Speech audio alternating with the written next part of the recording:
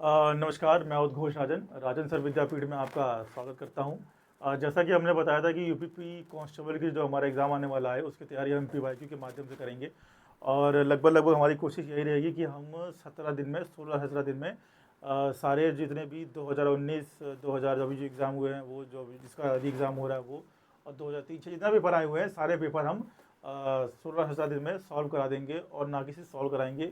उसके जो कॉन्सेप्ट होंगे उसके माध्यम से उसको भी हम अच्छे से पढ़ेंगे, जो फैक्ट आएंगे वो भी पढ़ेंगे।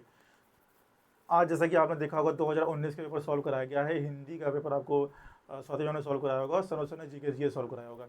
ये जो मैथमेटिक्स वाला पोर्शन है आज होना था, वीके सर को कराना था, मगर वो किसी कारणवश उपस्थित नहीं थे स्टूडियो में, तो ये वाला पोर्शन मैं आज ले रहा हूँ, लेकिन कल से हमारे वीके सर आकर के ही इसको पढ़ाएंगे। और ये मैं इसलिए कर रहा हूँ क्योंकि एक पेपर मैं सॉल्व करा लेता हूँ, उसके बाद बहुत सारे पेपर बचेंगे, तो वीके सर आपको आएंगे डिटेल में पढ़ाएंगे। जल्दी शुरू करते हैं, टाइम वेस्ट नहीं करते हैं, जल्दी ख़त्म करते हैं, वीडियो छोटी बने जल्दी, जिससे कि अभी ये क्या थोड़ा ऐसे पढ़ा रहे हैं, वो बोर्ड में पढ़ा नहीं पा रहे हैं क्योंकि पीपीटी बनी नहीं है हमारी। पीपीटी कल से बन जाएगी तो डायरेक्ट हम वहाँ पे शुरू कर देंगे। पीपीटी वाला लड़का थोड़ा बदमाशी कर गया, बीच में धोखा दे दिया। खैर चलिए जल्दी शुरू करते हैं। 39 क्वेश्चन देखते हैं। टोटल क्वेश्चन हमारे इसमें 39 से 57 तक के हैं। यहाँ शुरू करते हैं। इसमें क्या कह रहा है? इसमें कह रहा है कि ए बी से आधा कुशल है, जो सी से तिगुना कुशल है, वो तीनों मिलकर एक काम कितने दिन में पूरा कर सकेंगे यदि बी अकेले यह काम 6 दिन में पूरा कर सकता है।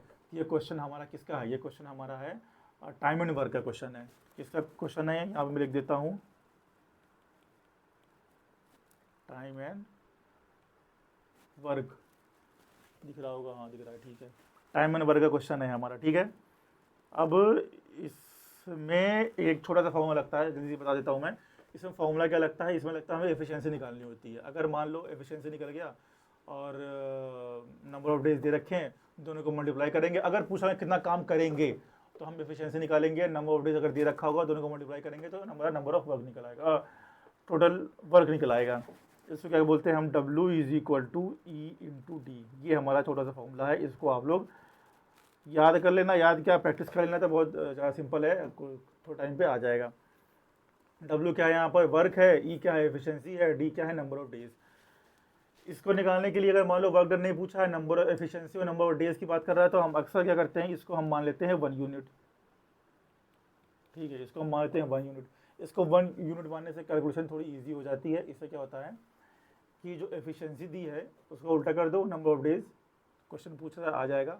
नंबर ऑफ डेज ये रखा है उसको उल्टा कर दो तो एफिशिएंसी आ जाएगी। क्यों आ जाएगी? ये मान लो 1 हो गया तो क्या हो गया? 1 is equal to E into D, E is equal to 1 upon D. ठीक है, और या फिर क्या होगा? D is equal to 1 upon E. ठीक है, दिख रहा है आपको? हाँ दिख रहा है, ठीक है, समझ गए? ये होगा, तो इसको मैं हटा देता हूँ जल्दी से। अब क्वेश्चन पे आते हैं। क्वेश्चन क्या कह रहा है कि ए बी से आधा कुशल है। ये कुशल जो है, ये कुशल की बात हो रही है, यही हमारी एफिशिएंसी है। ये कह रहा है कि ए की एफिशिएंसी जो है बी से आधी है। ठीक है, अब इसको हम लिखते हैं ए की एफिशिएंसी जो है बी की आधी है। तो ए की एफिशिएंसी क्या होगी? बी का 2। अब ये कह रहा है बी की एफिशिएंसी जो है वो सी की तिगुना है, जो है वो बी है। तो ये बी की एफिशिएंसी सी के 3 गुना है, तो बी हो गया हमारा 3C। ठीक है, अब कह रहा है बी अकेले का काम 6 दिन में पूरा कर सकता है, तो बी का हमारा दे रखा है नंबर ऑफ डेज, 6 डेज। ठीक है, हमने क्या बोला था कि नंबर ऑफ डेज दे रखा है, हम वर्ग को जो मानेंगे कि वर्ग जो मानेंगे 1 यूनिट मानेंगे। 1 मानने से क्या हो जाएगा कि हमारा जो नंबर ऑफ डेज है इसको हम उल्टा कर देंगे तो हमारा एफिशिएंसी आ जाएगा। ठीक है, इसको देखते हैं। तो ये नंबर ऑफ डेज है, तो बी की एफिशिएंसी कितनी हो जाएगी? इसकी एफिशिएंसी हो जाएगी 1/6। ठीक है, तो बी की एफिशिएंसी मिल गई 1/6। ए की एफिशिएंसी दिया है बी का 1/2, तो ए की एफिशिएंसी क्या हो जाएगी? 1/12। सी की एफिशिएंसी क्या हो जाएगी? बी की एफिशिएंसी सी के 3 गुना है। अब उसकी एफिशिएंसी सी की 3 गुना है, तो सी की जो एफिशिएंसी होगी वो बी की 1/3 हो जाएगी। और बी क्या है? 1/6 है, तो सी क्या हो जाएगा? 1/6 गुणे 1/3 कितना आएगा? 1/18। सी आ गया 1/18। तो हमें ए का मिल गया, हमें सी का मिल गया, हमें बी का मिल गया। अब ये पूछ क्या रहा है प्रश्न में, प्रश्न हमारा क्या है, क्वेश्चन हमारा ये है कि ये तीनों मिलकर एक काम कितने दिन में पूरा करेंगे, यानी कि ए बी सी अगर तीनों मिल जाएं उस काम को करने में तो कितने दिन में उस काम को करेंगे। ठीक है, काम हमने टोटल क्या मान रखा है 1 यूनिट। तो अगर हम तीनों की एफिशिएंसी निकाल लें, तीनों की टोटल एफिशिएंसी, तो उसको हम जोड़ दें, उसको हम उल्टा कर दें, ठीक है 1/E कर दें, तो क्या आ जाएगा हमारा नंबर ऑफ डेज। ठीक है, बहुत सिंपल है ये। तो तीनों को जोड़ेंगे, क्वेश्चन पढ़ लिया तो नीचे कर देता हूँ मैं। तीनों को जोड़ेंगे तो क्या है, सॉरी क्या है, एक का है हमारा 1/12 प्लस एक है 1/6 प्लस एक है 1/18।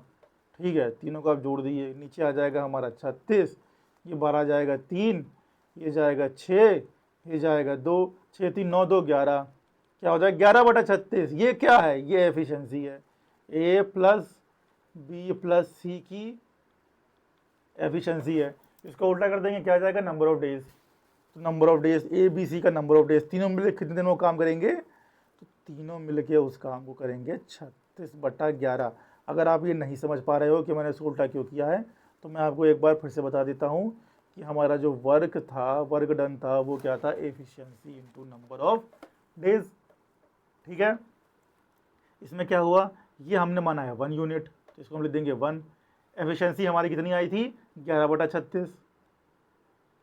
ये कितना है डी, तो यहाँ ये वहाँ चला जाएगा, डी यहाँ रह जाएगा, तो ये क्या हो जाएगा डी इज इक्वल टू 36/11। यही हमारा निकालना था। दिन कितना हो गया 36/11। अब ये कह रहा है कि बताइए, तो इसको हम डिवाइड कर देंगे, आंसर आ जाएगा 3 आंसर आएगा। अच्छा, ये सब दिया है 3 में, तो डिवाइड करना पड़ेगा भाई। तो डिवाइड करिए, कितना आएगा, 3 बार जाएगा 33, दशमलव लगा दीजिए, 3 0 30, और 30 को डिवाइड कितना 2 से जाएगा, 3.2 होगा। हाँ, एक ही दिया है, जिसका आंसर हो जाएगा बी। ठीक है, 3.27। चलिए अब दूसरा क्वेश्चन जल्दी जल्दी करते हैं, इसको कर देते हैं, थोड़ी समस्या हो गई है।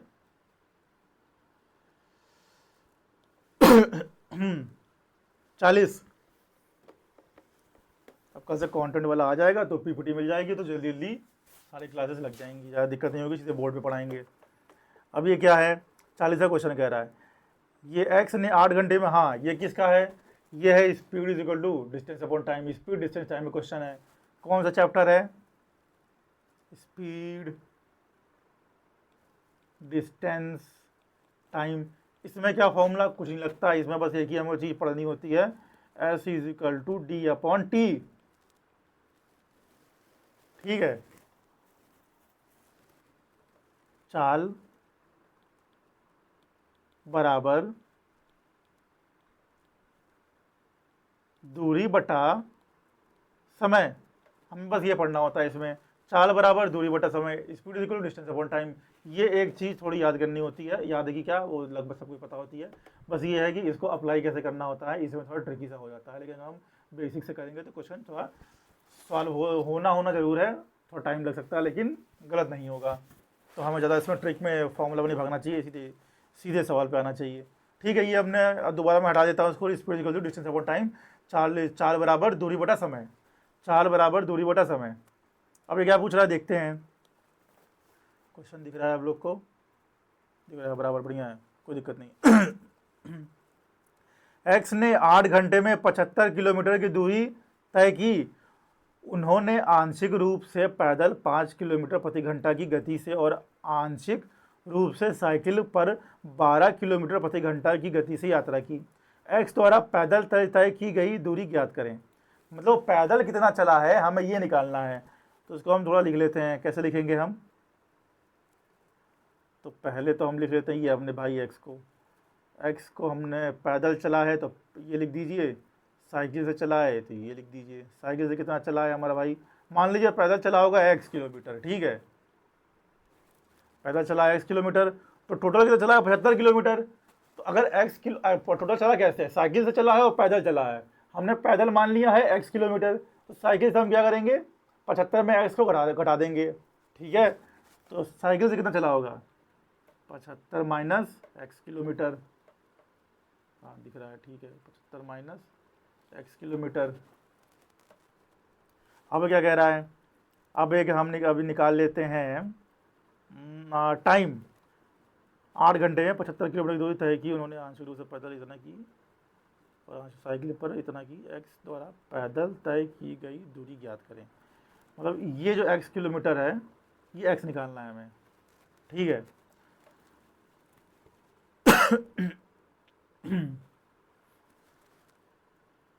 तो भैया पैदल की जो स्पीड है, पैदल की स्पीड जो रखी है 5 किलोमीटर और साइकिल की स्पीड जो रखी है 12 किलोमीटर। तो यहाँ से हम टाइम निकाल लेते हैं, पैदल का टाइम कितना होगा। तो पैदल का टाइम कितना होगा, time is equal to distance upon speed, ठीक है। तो डिस्टेंस कितना है, मतलब दूरी कितनी है, इसकी दूरी है, पैदल की दूरी है x और स्पीड कितना है 5, ठीक है। अब ये साइकिल वाला निकाल लेंगे, साइकिल वाला तो कितना है हमारा, ये जो हमारा साइकिल चल रहा है इसकी दूरी हमने क्या बोला था 75 माइनस x करेंगे, ये दूरी हो गई, ठीक है। टाइम निकाल लें, स्पीड देखेंगे, स्पीड क्या है 12 किलोमीटर प्रति घंटा की स्पीड चला है। तो ये इसका निकल गया समय, साइकिल का जो समय निकला है वो निकला है 75 माइनस x बटा 12, ठीक है। और जो वो पैदल चला है हमारा x, उसका समय कितना निकला है, x बटा कितना था, 5 की स्पीड थी ना, 5, एक ये निकल गया, एक ये निकल गया, ठीक है। ये समय निकल गया, ये समय निकल गया। तो अब इन दोनों को अगर हम जोड़ देंगे तो हमें ये मिल जाएगा ना टोटल समय कितना लगा। समझ में आ रहा है कि मतलब इतना समय तक मैं उसको 4 घंटा, फॉर एग्जाम्पल ये लिए कोई मैं जा रहा हूँ 10 घंटा लग रहा है मुझे कहीं जाने में, ठीक है। 4 घंटा मुझे पैदल जा रहा हूँ, और सॉरी 4 घंटा साइकिल से और 6 घंटा पैदल, दोनों को जोड़ेंगे तभी तो आएगा, सिंपल सा है ये। तो इन दोनों को जोड़ेंगे तो हमारा ये आ जाएगा उसने टोटल समय कितना लिया अपनी जर्नी में, अपने सफ़र में टोटल समय कितना लगा उसको। तो क्या करेंगे, इसको दोनों को जोड़ देंगे, दोनों को जोड़िए भाई, 1 बटा 5 करिए और ये 75 माइनस x बटा 12 करिए। टोटल टाइम देखिए दे रखा है, ये 8 घंटा दे रखा है 75 किलोमीटर चलने के लिए, 8 घंटा दे रखा है, 8 घंटा रख दीजिए यहाँ पर। यही आपको सॉल्व करना है, यहाँ से आपका x निकल जाएगा और जो x निकलेगा वही हमारा पूछ रहा है, क्योंकि x क्या है पैदल किलोमीटर, वही पूछ रहा है कि x द्वारा पैदल तय की गई दूरी ज्ञात करें, ठीक है। इसको सॉल्व कर लीजिए। सॉल्व कैसे करेंगे, चलिए कर देता हूँ ऐसे, नहीं तो चलिए ठीक है, 60 ले लेंगे एलसीएम, 60 आएगा, 5 करेंगे 12, ये क्या हो जाएगा हमारा 12x माइनस, और ये 75 से कर दिए प्लस 75, ये माइनस 5x कर लीजिए, और 75 को 5 से गुणा करेंगे कितना आएगा 375। इसको यहाँ भेज दीजिए, कितना हो जाएगा 6 8 48, 480 गुणे 12x माइनस 5x प्लस 375, ठीक है। ये दोनों कितना हो जाएगा, ये हो जाएगा हमारा 7x प्लस 375, ये हो जाएगा 480। यहाँ से हम निकालेंगे x को, 480 माइनस 375, ठीक है। 480 माइनस 375 करेंगे तो 375 प्लस 25 480, 80 प्लस 25 105, सॉरी, तो ये हो गया हमारा 105, 105 बटा 7, ये निकालेंगे तो कितना आ जाएगा 15 किलोमीटर। 15 किलोमीटर हमारा आंसर होना चाहिए। चलिए देखते हैं क्या ऑप्शन कौन सा है, ये है हमारा। तो 15 किलोमीटर हमारा आ गया। तो इसमें समझ में आ गया, इसमें क्या लगेगा, इसमें कुछ नहीं लगेगा, इसमें हमारा छोटा सा फॉर्मूला लगेगा। कौन सा फॉर्मूला लगेगा, समय बराबर दूरी बटा चाल। बस ये थोड़ा मैं आपको समझाने के लिए डिटेल में किया हूँ, लेकिन आप चाहे तो बहुत आसान जल्दी कर लोगे इसको, ठीक है। चलिए आगे देखते हैं, आगे क्वेश्चन क्या है, फिर से रिपीट हो गया क्या, सॉरी फिर से रिपीट हो गया। ये 41वां क्वेश्चन है हमारा, स्क्रीन पे जूम कर देता हूँ, दिखेगा, इंग्लिश में पढ़ लेता हूँ पहले। A sphere of radius 10 centimetre, sphere उसका रेडियस है 10 सेंटीमीटर, ठीक है, is melted and made into a cone of height 10 centimetre, find the diameter of the cone. अच्छा, डायमीटर निकालना है हमें कोन का, मतलब मान लीजिए कोई आकार है और कुछ आपको एक सामान दे दिया मैं, ठीक है, अब मैंने बोला उसको पिघला कर दूसरा कुछ बना दो, ठीक है। अब उसके बाद मैं उसका फॉर्मूला पूछ रहा हूँ कि हाँ इसका क्या होगा। तो इसका जो हमारा क्या कॉमन होगा इन दोनों में, आपको सोचिए, अगर कोई चीज़ मैं आपको दे रहा हूँ और बोल रहा हूँ उसको पिघला कुछ और बना दो, तो क्या कॉमन होगा, इसका जो आयतन होगा वो हमारा कॉमन होगा, मतलब वो तो आयतन सेम होगा, क्योंकि यही चीज़ है, इसको मैं चेंज करके चाहे कैसे बना दूँ, चाहे ऐसे बना दूँ और चाहे ऐसे बना दूँ, ऐसे करके कुछ भी बना दूँ मैं इसको, लेकिन जो आयतन होगा पिघलाने के बाद वो तो हमारा सेम आएगा ना। तो यहाँ दोनों के, इसका स्फीयर का और हमारा कोन का जो आयतन होगा उसका फॉर्मूला रखेंगे और उसमें आर और एच निकालेंगे, हमारा आ जाएगा। हिंदी पढ़ लेते हैं। 10 सेंटीमीटर त्रिज्या वाला एक गोला पिघलाया जाता है और 10 सेंटीमीटर ऊंचाई वाला शंकु बनाया जाता है, शंकु का व्यास ज्ञात करें। ठीक है, चलिए इसको जल्दी जल्दी करते हैं। 10 सेंटीमीटर, दोनों में 10 है, ठीक है। शंकु की त्रिज्या, तो पहले हम क्या करेंगे, इसमें नीचे कर लेता हूँ उसको, थोड़ा सही रहेगा।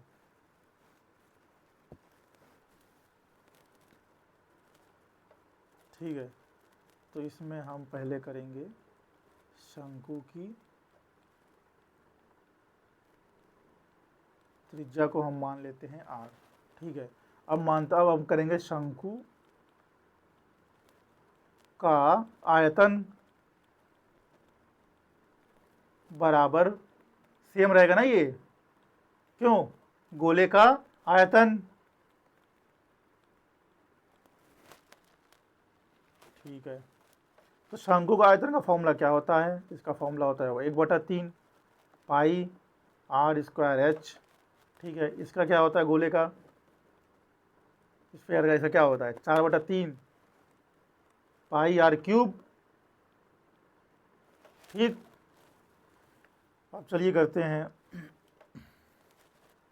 इसका निकालिए, तो इसका क्या आएगा 1/3 पाई, यही निकालना है हमको, आर स्क्वायर इंटू एच कितना दे रखा है 10, इसका 4/3 पाई, इसका भी दे रखा है 10 का क्यूब। तो ये, हाँ, ये पाई से पाई कट गया, 3 से 3 कट गया, ये हमें निकालना है, तो ये आर स्क्वायर हो जाएगा, ये 4 यहाँ रह जाएगा, 4 यहाँ नीचे 10 आ जाएगा और गुणे 10 का ये क्यूब हो जाएगा। ठीक है, इसको आप काट दोगे 10 स्क्वायर हो जाएगा, ये 4 हो जाएगा। अब इसका आप स्क्वायर रूट निकाल लोगे आर का, तो ये 4 का हो जाएगा 2 और यहाँ इस 10 का स्क्वायर हो जाएगा, तो हो जाएगा 10, तो आर का क्या निकल आएगा 20। दिख रहा है, ठीक है, हाँ सही है। तो आर का क्या निकल आया हमारा आंसर 20 सेंटीमीटर, सॉरी, हाँ आर निकल आया हमारा 20। अब पूछ रहा है शंकु का व्यास, व्यास पूछ रहा है, शंकु का व्यास यानी कि डायमीटर पूछ रहा है। तो रेडियस हमारा अगर निकल आया है 20, तो डायमीटर क्या होता है, डायमीटर हमारा रेडियस का दुगना होता है, 2r होता है। तो ये निकल आया है 20, तो हम इसको कर देंगे 2r, ये निकल आएगा हमारा 40 सेंटीमीटर। आइए आंसर देखते हैं, 40 सेंटीमीटर। ठीक है, तो इस क्वेश्चन में क्या करना था, हमें ये पता करना था, कोई भी अगर ऐसा कहीं भी क्वेश्चन आता है, किसी भी ज्योमेट्रिकल फॉर्म में आता है, तो हमें ये पता होना चाहिए कि जो आयतन होगा वो सेम होगा। तो आयतन के हिसाब से हम उसका फॉर्मूला रखेंगे और जो चीज़ें दी होंगी उसको रखेंगे और लगा देंगे। चलिए आगे बढ़ते हैं।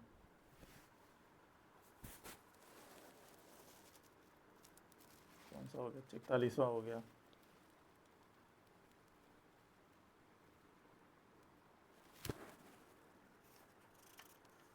बयालीसवां करते हैं।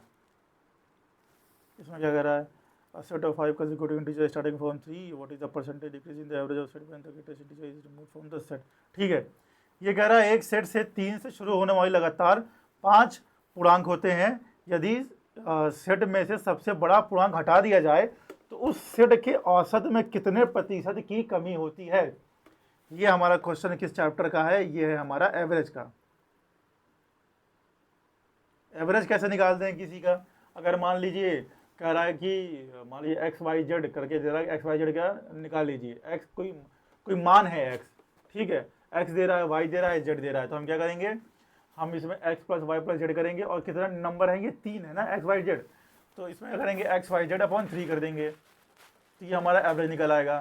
ठीक है, मतलब फॉर एग्जाम्पल अगर मैं कह रहा हूँ 10 कोई नंबर है, 20 है, 30 है, 40 है और कह रहा है कि इसका एवरेज निकालो, तो हम क्या करेंगे, तो 10 20 30 40 जोड़ देंगे, 4 3 7, 2 90 और 1 100, 3 2 5, 1 हाँ 100 टोटल नंबर हो गए। जो टोटल नंबर ऑफ सम आएगा ऊपर से कितने हैं, ये संख्या कितनी है, ये 1 है 2 है 3 है 4 है, 4 से डिवाइड कर देंगे, जो आएगा वही हमारा एवरेज हो जाएगा। समझ में आ गया, ये होता है हमारा एवरेज निकालने का तरीका। इसमें क्या कह रहा है, इस क्वेश्चन में कह रहा है कि 3 से शुरू हो रहा है नंबर हमारा, ठीक है, 3 से शुरू हो रहा है, उसके बाद जो एवरेज निकल रहा है उसमें जो हाईएस्ट नंबर है उसको हम घटा देंगे, फिर एवरेज निकालेंगे और फिर देखेंगे कितने प्रतिशत की कमी हो रही है, ठीक है। तो एक तो ये एवरेज का भी क्वेश्चन है और एक ये हमारा परसेंटेज का भी क्वेश्चन है, दोनों का मिक्स है। तो परसेंटेज का भी थोड़ा देखेंगे, परसेंटेज कैसे निकाला जाता है, कितना परसेंट कम हो रहा है, कितना परसेंट ज़्यादा हो रहा है, ये भी निकालना सीखेंगे हम थोड़ा सा। चलिए देखते हैं। तो कह रहा है 3 से शुरू होगा, कितना नंबर जाएगा, लगातार 5 पूर्णांक, ठीक है भाई देख लेते हैं 5 पूर्णांक, 3 4 1 2 5 6 7, कितना हो गया, 1 2 3 4 5, ये 5 पूर्णांक हो गए। कौन कौन से लगातार, 3 4 5 6 7। अब कह रहा है इसका एवरेज, अब कह रहे हो सबसे बड़ी संख्या पूर्णांक होगा उसको हटा दिया जाए तो उस सेट के औसत में कितने प्रतिशत की कमी आएगी। तो 3 4 5 6 7 है, तो पहले 5 जो है उसका औसत निकालेंगे हम, 5 पे जो 5 जो पूर्णांक लिए हैं उसका औसत निकालेंगे, इन सबको हम जोड़ देंगे ऐसे, ठीक है। अब इसको डिवाइड करेंगे, कितना 5 है, 5 से डिवाइड कर देंगे, कितना निकलेगा, ये कितना आ रहा है, 4 3 7 5 12, 12 6 18, 18 7 25, सॉरी 25, 25 बटा 5 कितना आ जाएगा 5। ये एवरेज कितना निकल गया 5 औसत, 5 जो है उनका औसत निकल गया 5। अब कह रहा है बड़ी संख्या को हटा दीजिए, तो 3 4 5 6 7, इसमें बड़ी संख्या क्या है 7, 7 को भैया हम गायब कर देंगे, कोई दिक्कत नहीं है, चलो इसको हम गायब कर दिए। गायब करने के बाद क्या कितना कितना बच रहा है, 4 बच रहा है, ठीक है।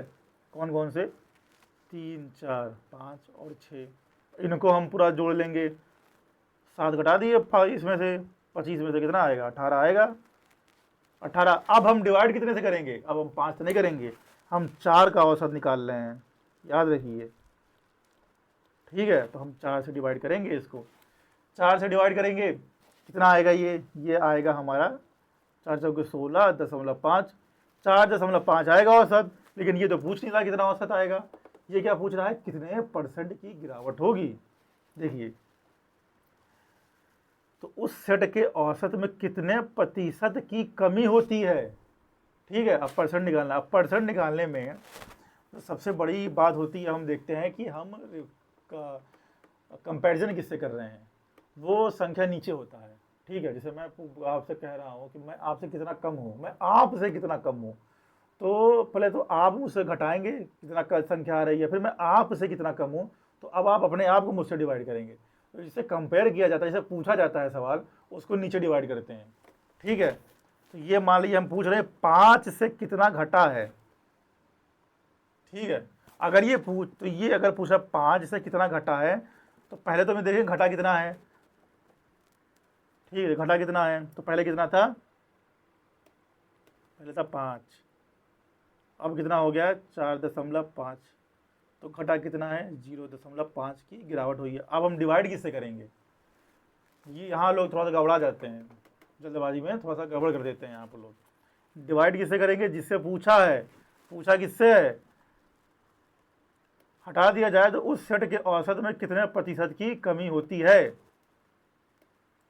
कमी किससे कितनी हो रही है, कमी किससे करेंगे हम, 5 से डिवाइड करेंगे, 5 से कर देंगे हम डिवाइड, तो और 100 से मल्टीप्लाई करेंगे परसेंट निकालने के लिए, कितना आएगा, ये निकाल के देखिए 10% आएगा। ये क्यों आएगा, क्योंकि ये तो कट जाएगा 0.1, इसको मल्टीप्लाई करेंगे आएगा 10%,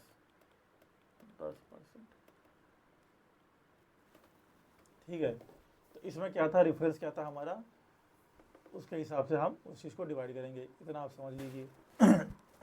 10% आंसर हो जाएगा, 10% आंसर हो गया आपका, सॉरी 10% आंसर हो गया। अब देखते हैं 43वां क्वेश्चन, देखते हैं क्या पूछ रहा है।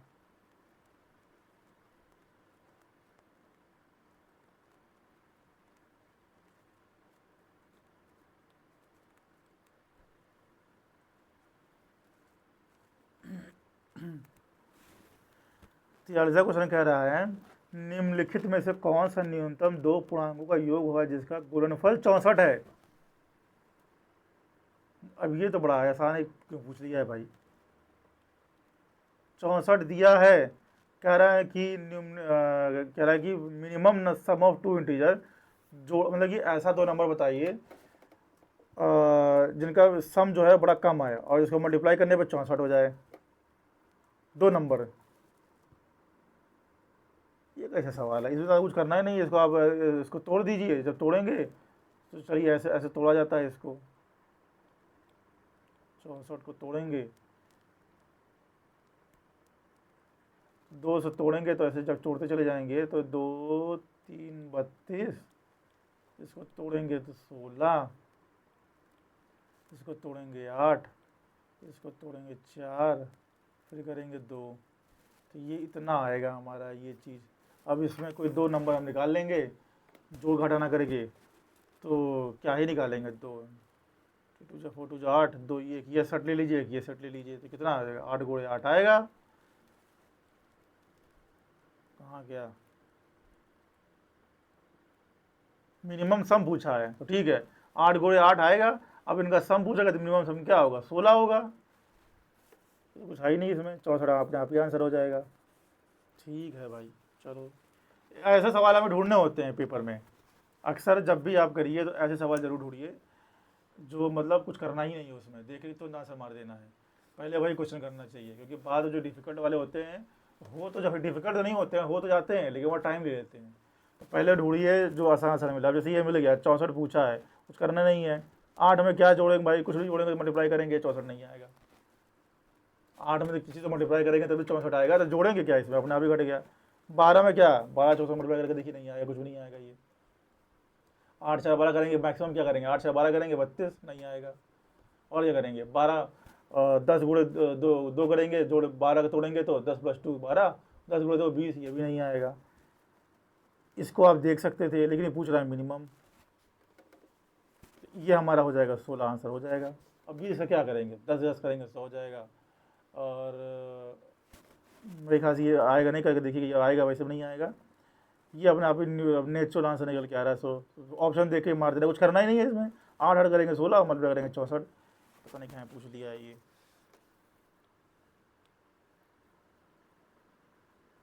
चलिए देखते हैं बाकी क्या क्वेश्चन है। 44 नहीं दिख रहा होगा, बड़ा कर देता हूँ,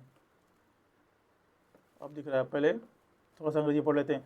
find the least number by which 12,000, ये जो 1200 must be multiply two make it perfect square. इसको बनाना है ऐसा क्या लीस्ट नंबर हो इसको हम मल्टीप्लाई करें, परफेक्ट स्क्वायर बन जाए। तो पहले ये पूछने के बाद छोटी छोटी संख्या ज्ञात करें जिसके द्वारा 1200 को एक पूर्ण वर्ग बनाने के लिए गुणा किया जाना चाहिए। ठीक है, तो हम क्या करेंगे, पहले इसको हम ऐसे सिंपल सा कुछ नहीं करेंगे, ये बहुत आसान है। इसको हम लिख लेंगे ऐसे, इसको लिख लीजिए चुपचाप, 1200। ठीक है, ये दो भाग में जाएगा, एक हो जाएगा 100 और 12, इसी का मल्टीप्लाई तो है।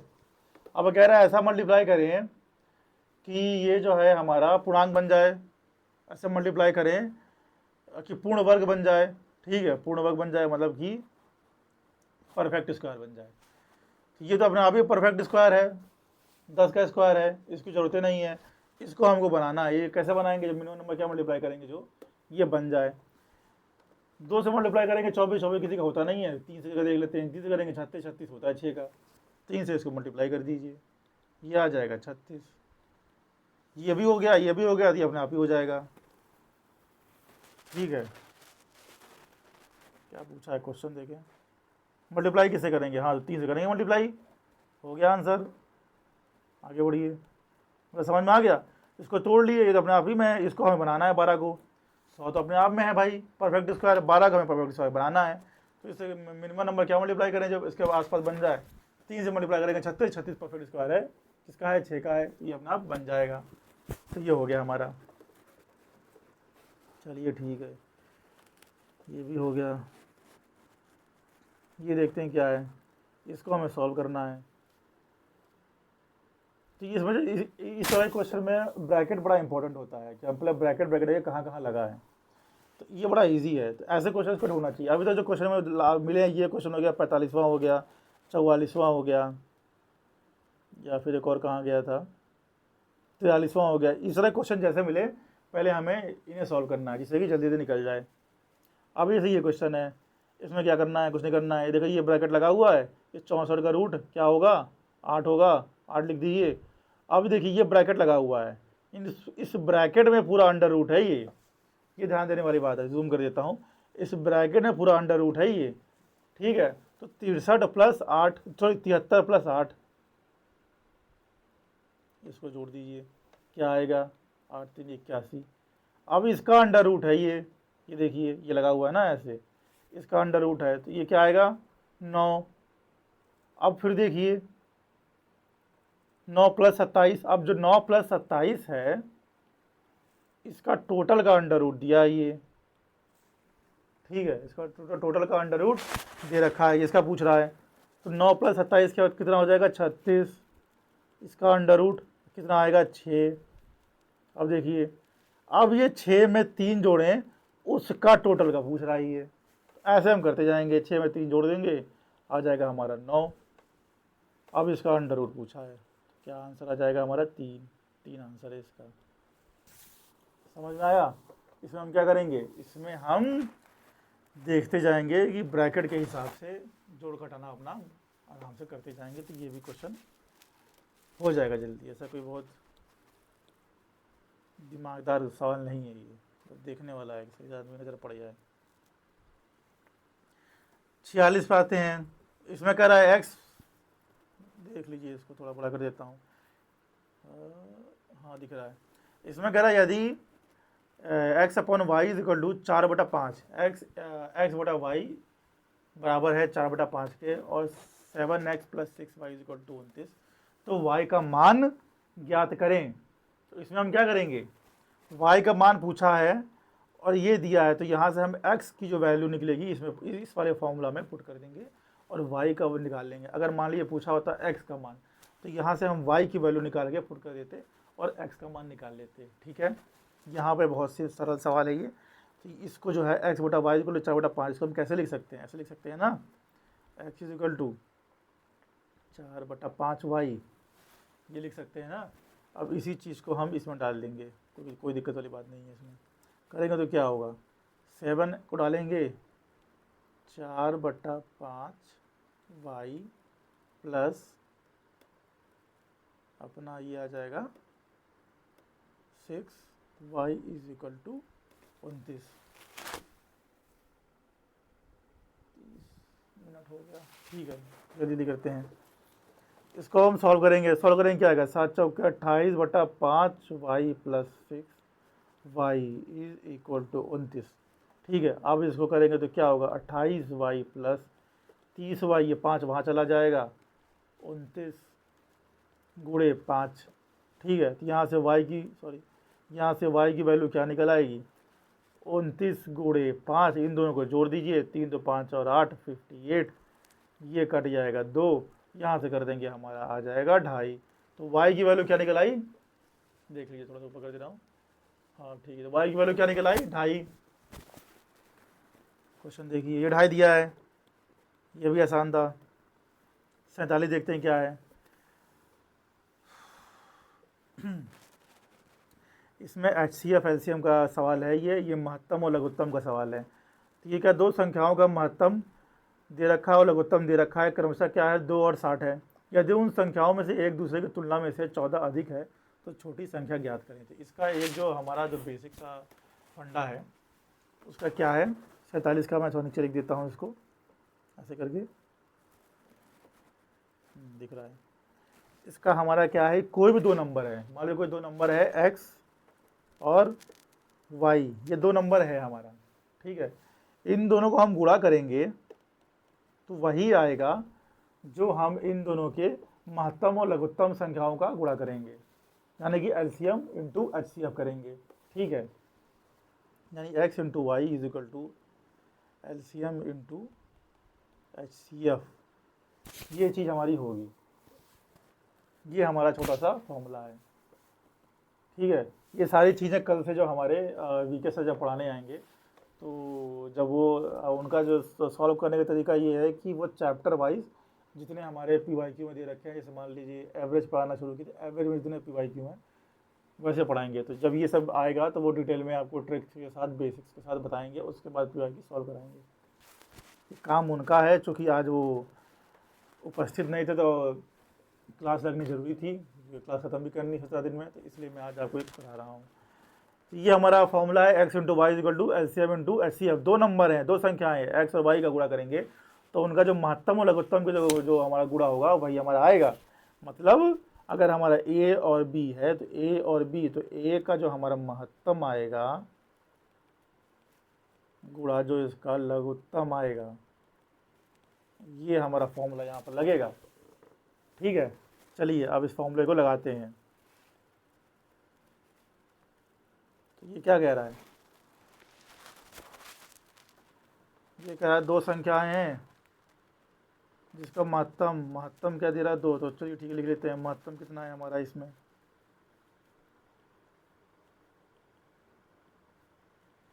और लघुत्तम कितना दे रखा है, लघुत्तम दे रखा है 60। ठीक है, अब क्या और क्या बता रहा है इसमें, और कह रहा है कि यदि उन संख्याओं में से एक दूसरे की तुलना में से 14 अधिक है, तो मान लीजिए अगर एक x है, ठीक है, वो उससे 14 ज़्यादा है, तो दूसरी संख्या क्या हो जाएगी, 14 प्लस x हो जाएगी। सिंपल सी बात है। ठीक, अगर हमारा यदि एक हमारा x है तो दूसरा हमारा x प्लस 14 हो जाएगा। इन दोनों का गुणा हो जाएगा बराबर, कुछ नहीं करना है, इन दोनों का गुणा कर दीजिए, 2 गुणा 60 कर देना है आपको, और ये कर देना है x गुणे x प्लस 14, ये हो जाएगा हमारा 120। ये कर देंगे तो ये हो जाएगा x स्क्वायर प्लस 14x। ठीक है, अभी हमारा बन जाएगा इक्वेशन। इस इक्वेशन को हम सॉल्व करेंगे तो हमारा आंसर मिल जाएगा। क्या निकलेगा, x square plus 14x minus 120। यही हमें सॉल्व करना है। इसको सॉल्व करिए। इसको सॉल्व करने में कुछ नहीं है, एक संख्या 20 होगी, एक संख्या होगी 6, यानी कि 20 माइनस 6। तो ये कर लीजिए भाई, x square plus 20x minus 6x minus 120। तो एक 6 निकल के आएगा, एक 20 निकल के आएगा। ठीक है, तो ये जो 20 निकलेगा वो माइनस में निकलेगा, जिसको निगलेक्ट कर देंगे और 6 को मान लेंगे हम। ठीक है, क्या आगे कर लीजिएगा क्योंकि टाइम हो गया है आधा घंटा, 1 घंटे के अंदर ख़त्म भी करना है। तो सॉल्व नहीं कर रहा हूँ, बता दे रहा हूँ। ठीक है, तो 6 निकल के आएगा हमारा। इसका आंसर क्या दिया है इसमें, ये 6। 48 करते हैं जल्दी जल्दी।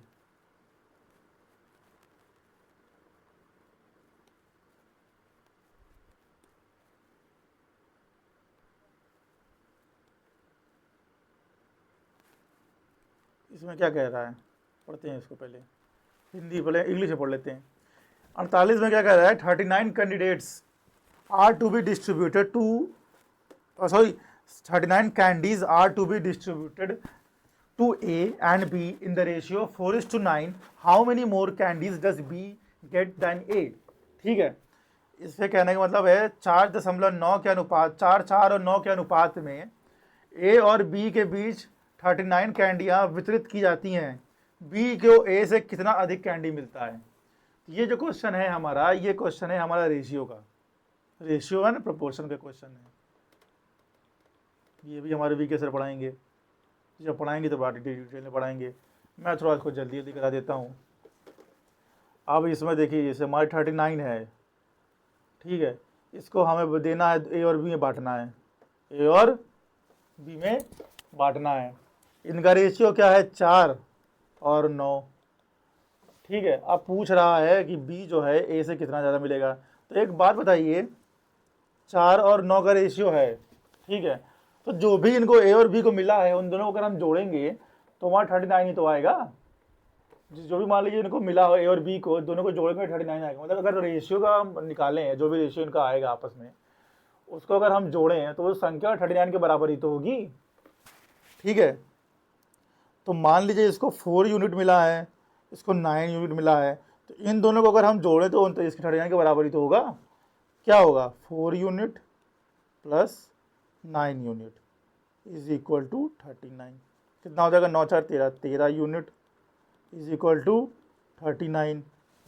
ठीक है, यहाँ से हमारा क्या मिलेगा 13 यूनिट का मान मिलेगा 39, तो एक यूनिट का मान कितना हो जाएगा 39/13।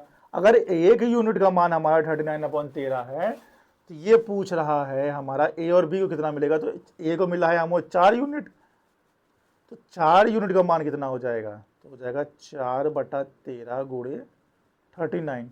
और बी को कितना मिला है 9 यूनिट, तो 9 यूनिट का मान कितना हो जाएगा, 9 यूनिट का मान हो जाएगा 9/13 गुणे 39। और इसको डिवाइड करेंगे आएगा 3, ये आएगा 3, तो इसको मिलेगा हमें 27, इसको मिलेगा हमें 12। तो बी को ए से कितना ज़्यादा मिला 27 - 12 15, 27 - 12 15, 15 इसका आंसर हो जाएगा, 15 इसका आंसर हो गया। ये वाली चीज़ समझ में अगर नहीं आई होगी तो कल सर आएंगे डिटेल में पढ़ाएंगे, आज थोड़ा समय पेपर सॉल्व कराना है तो नहीं है, लेकिन फिर मैं आपको बता देता हूँ होता क्या है। जैसे मान लीजिए, कैसे बताऊँगा, जैसे मान लीजिए 39 है, कह रहा है कि ए और बी के पास 4 और 9 के अनुपात में चीज़ें मिली हुई हैं। ठीक है, अब अगर इसको हम मानते हैं कि हम ऐसे मान लेते हैं कि कोई संख्या मान लीजिए ए को मिला है 4 यूनिट, अगर ये जो रेशियो प्रोपोर्शन का जितना भी सवाल आएगा, पहले ही मैं कराया हूँ आपको, अभी जो ऊपर जो करा रहा था उसमें हम जैसे कि टाइम एंड वर्क में भी हम किए थे, वर्क को हम 1 यूनिट मान के चले थे, या तो x मान लीजिए, ठीक है, कि 4x मिला है 9x मिला है, कुछ तो मानेंगे, कुछ तो होगा। अब जैसे अगर यही होता, अगर मान लीजिए 2 से मल्टीप्लाई करते 8 4 दूनी 8 और 27 9 9 दूनी 18, सॉरी 4 2 जा,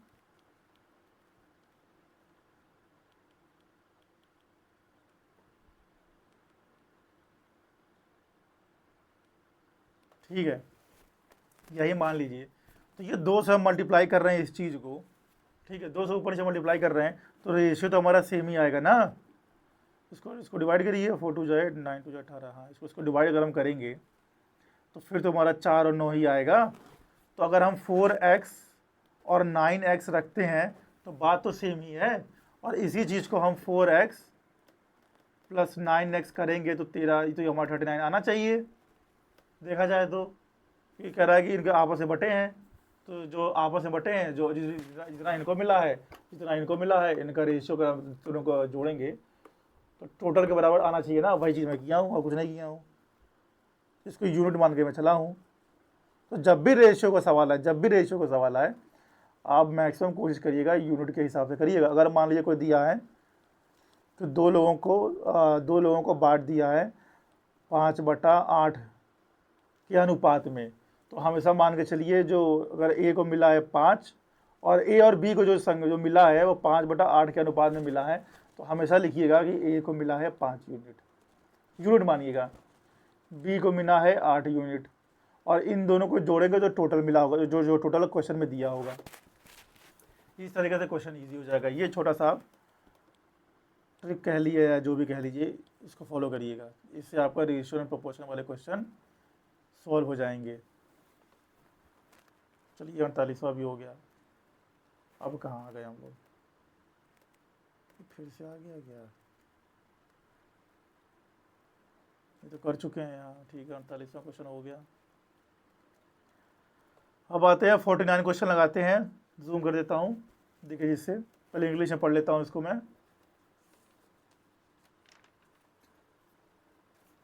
ठीक है। An article was sold for 2288 at a discount of 20%, यानी डिस्काउंट कितना दे रहा है 20%, after 2 successive markups of 10% and 30%, find the cost price of the article. यानी कॉस्ट पूछ रहा है, कह रहा है, हिंदी में पढ़ लेते हैं एक बार इसको। इसमें कोई सवाल क्या है, यदि 10% और 30% के दो लगातार चिन्हित करने के बाद 10% की छूट पर एक वस्तु 2288 में बेची गई, वस्तु की लागत मूल्य ज्ञात करें। इसकी हमें लागत मूल्य यानी कि हमें कॉस्ट प्राइस निकालनी है। ठीक है, चलिए देखते हैं।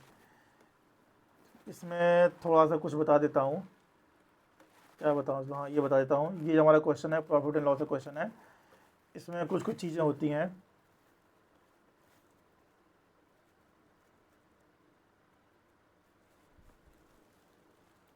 एक हमारा होता है कॉस्ट प्राइस,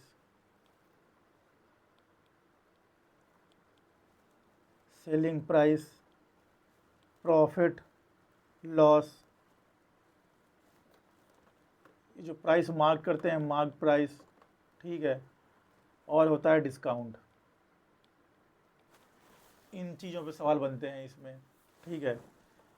इसको हम बोलते हैं, कॉस्ट प्राइस को हम बोलते हैं क्रय मूल्य।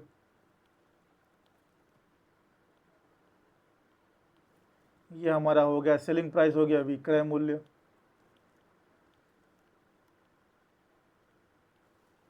प्रॉफिट हमारा हो गया लाभ। ये हो गया हमारा हानि। ये हो गया मार्क प्राइस, क्या होता है अंकित मूल्य।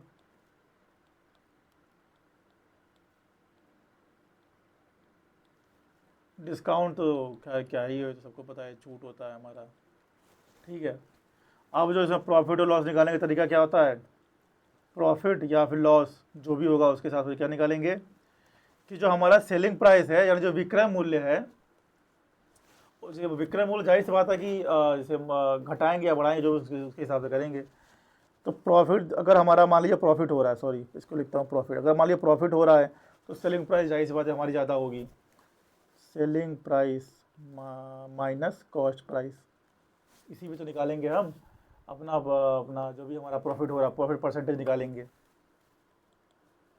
डिवाइड किससे करेंगे ये बड़ा इंपॉर्टेंट है, लोग भूल जाते हैं। एक्सेट डिवाइड हमने बोला था जिससे कंपैरिजन कर रहे होंगे उससे निकालेंगे। तो हाँ, अपना जो लाभ है वो किस में देखेंगे, जो सामान हम खरीदे हैं, 5 रुपये का सामान खरीदे हैं, 10 रुपये में बेचे हैं, तो हम 10 थोड़ी डिवाइड करेंगे, हम उसे डिवाइड करेंगे ना जिससे हम सामान खरीदे हैं उस पर हमें कितना फ़ायदा मिला है, यानी कॉस्ट प्राइस पर हमें कितना फ़ायदा मिला है। तो कॉस्ट प्राइस को हम डिवाइड करेंगे यहाँ पर। ये थोड़ा देखने वाली चीज़ है, फिर इसको मल्टीप्लाई कर देंगे 100 से, तो ये हमारा प्रॉफिट का परसेंटेज निकल आता है। इतना ही इसे फॉर्मूला में रटना है, रटना भी नहीं है, समझने वाली चीज़ है। इसी में सारा सवाल लगेगा, जो भी थोड़ा कठिन भी आएगा, इजी जैसा भी आएगा, इसी में आएगा। और अगर मान लीजिए अगर लॉस होगा तो लॉस में क्या निकल जाएगा, लॉस होगा तो हमारा सेलिंग प्राइस कम होगा, जाहिर सी बात। तो हम क्या करेंगे, सेलिंग प्राइस कम होगा तो हम इसी चीज़ को कॉस्ट प्राइस में घटा देंगे, जो बड़ा होगा उसको हटाएंगे और नीचे नीचे रखेंगे सेम, ठीक है। चलिए आगे बढ़ते हैं, ये चीज़ देख लीजिएगा थोड़ा। मार्क्ड प्राइस है, अंकित मूल्य कितना है, तो अंकित मूल्य किस पे होगा, अंकित मूल्य जो हमारा होगा, मान लीजिए हमने उसको 10 रुपये का सामान बेचना है लेकिन हम लिखे हैं उसमें 14 रुपये हैं, तो बेचना 10 रुपये में था ना, तो अंकित मूल्य हम निकालेंगे सेलिंग प्राइस के हिसाब से, ठीक है। मतलब हम 5 रुपये का सामान खरीदे, उसमें कुछ अपना काम धंधा किए, उसको हम बेचे, अब हम लेकिन उसको अंकित मूल्य जो हमारा है वो 14 रुपये है, लेकिन बेचना में 10 रुपये में था, तो अंकित मूल्य निकालेंगे सेलिंग प्राइस में, ठीक है। तो ये हो जाएगा डिस्काउंट। डिस्काउंट में किस में निकालेंगे, सेलिंग प्राइस में निकालेंगे। ये सारा काम सेलिंग पॉइंट, सेलिंग हमारा प्राइस जो होगा, जो हमारा विक्रय मूल्य होगा, विक्रय मूल्य में होगा, ठीक है। अब इसका तो शॉर्टकट तरीका क्या है कि परसेंट प्रॉफिट अगर दिया हो और कॉस्ट प्राइस दिया हो, यानी कि क्रय मूल्य दिया हो, लाभ दिया हो, तो विक्रय मूल्य निकालने का थोड़ा देखना पड़ेगा। तो कैसे देखते हैं इसको, देख लीजिए, यहाँ देखते हैं इसको। पी दे रखा है आपका, पी मतलब प्रॉफिट जितना दे रखा होगा आपका, selling price minus cost price upon cost price into, sorry percentage नहीं, हम खाली ये निकाल रहे हैं, ठीक है। इसको कैसे लिख देंगे, विक्रय मूल्य अपॉन क्रय मूल्य माइनस क्रय मूल्य अपॉन क्रय मूल्य, तोड़ दिए इसको, ये करिए कितना हो जाएगा 1। तो P is equal to S upon C minus 1, ये -1 को वहाँ भेज दीजिए, तो क्या हो जाएगा P प्लस 1, ये क्या हो जाएगा एस अपॉन सी, ठीक है। तो यहाँ से हमारा सेलिंग प्राइस जो है क्या हो जाएगा, तो जब भी हमारा सेलिंग प्राइस कल को निकालना कुछ सवाल आए तो इसको अगर रट सकते हैं तो रट लीजिए, P प्लस 1 इंटू सी, ठीक। पी हमारा हमेशा परसेंटेज में देता है, तो जितना भी होगा 1/10, अगर 10% दिया है तो 10/100 कर लीजिए, +1 कर लीजिए, इंटू कॉस्ट प्राइस हमारा दिया होगा, इसको लिख लीजिए, ठीक है। और ये हमारा सेलिंग प्राइस हो जाएगा, यहाँ से हमारा निकल आएगा।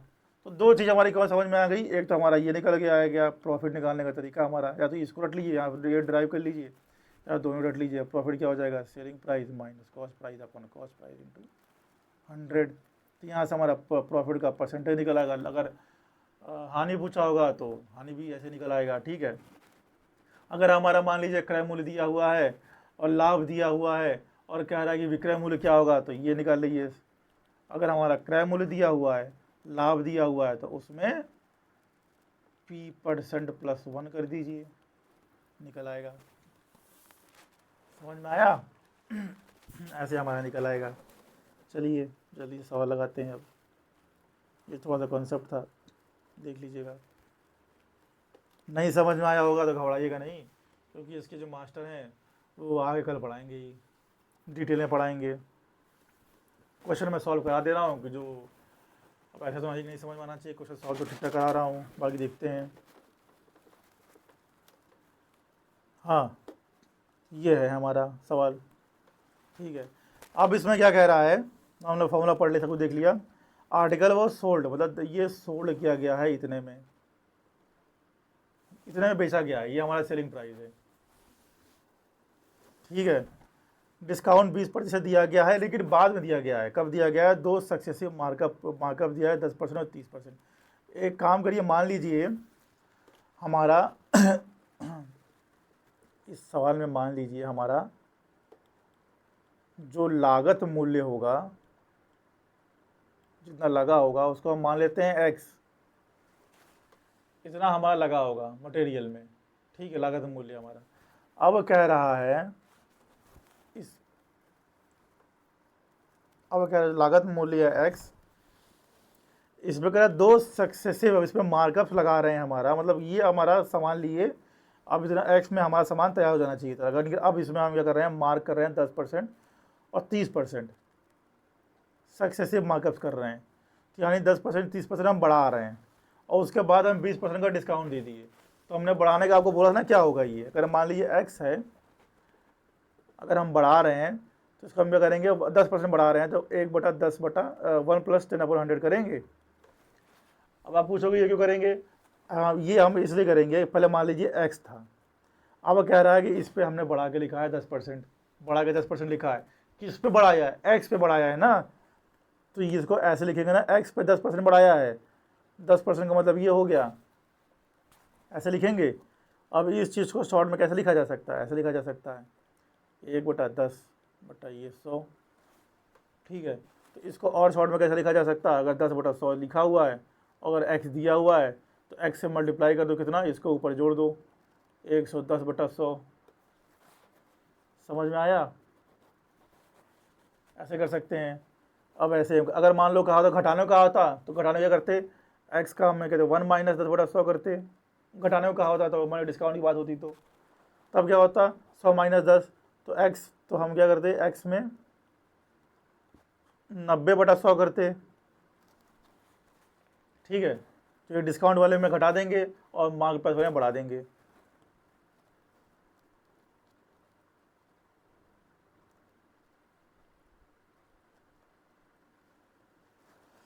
चलिए, तो हमने क्या माना था, लागत मूल्य,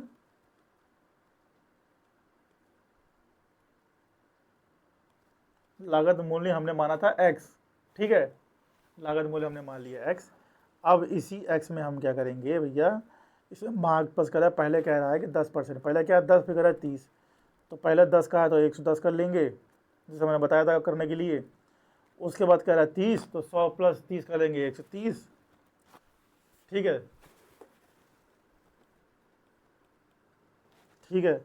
अब कह रहा है ये जितना आया है इसमें 20% का हम डिस्काउंट भी दे रहे हैं, डिस्काउंट दे रहे हैं, दाम घट गया ना, तो अगर 20% का डिस्काउंट दे रहे हैं 100 में तो कितना होगा, 80 हो जाएगा ना, तो मतलब कि 1 - 20%, ठीक है। समझ में आया, 20/100, 100 - 20 तो हो जाएगा 80%, ये क्या हो जाएगा 80/100, ये टोटल जो हमारा आ रहा है, इतने में हमारा माल गया है, जो बिका है। कितना है ये, लेकिन देखें पहले।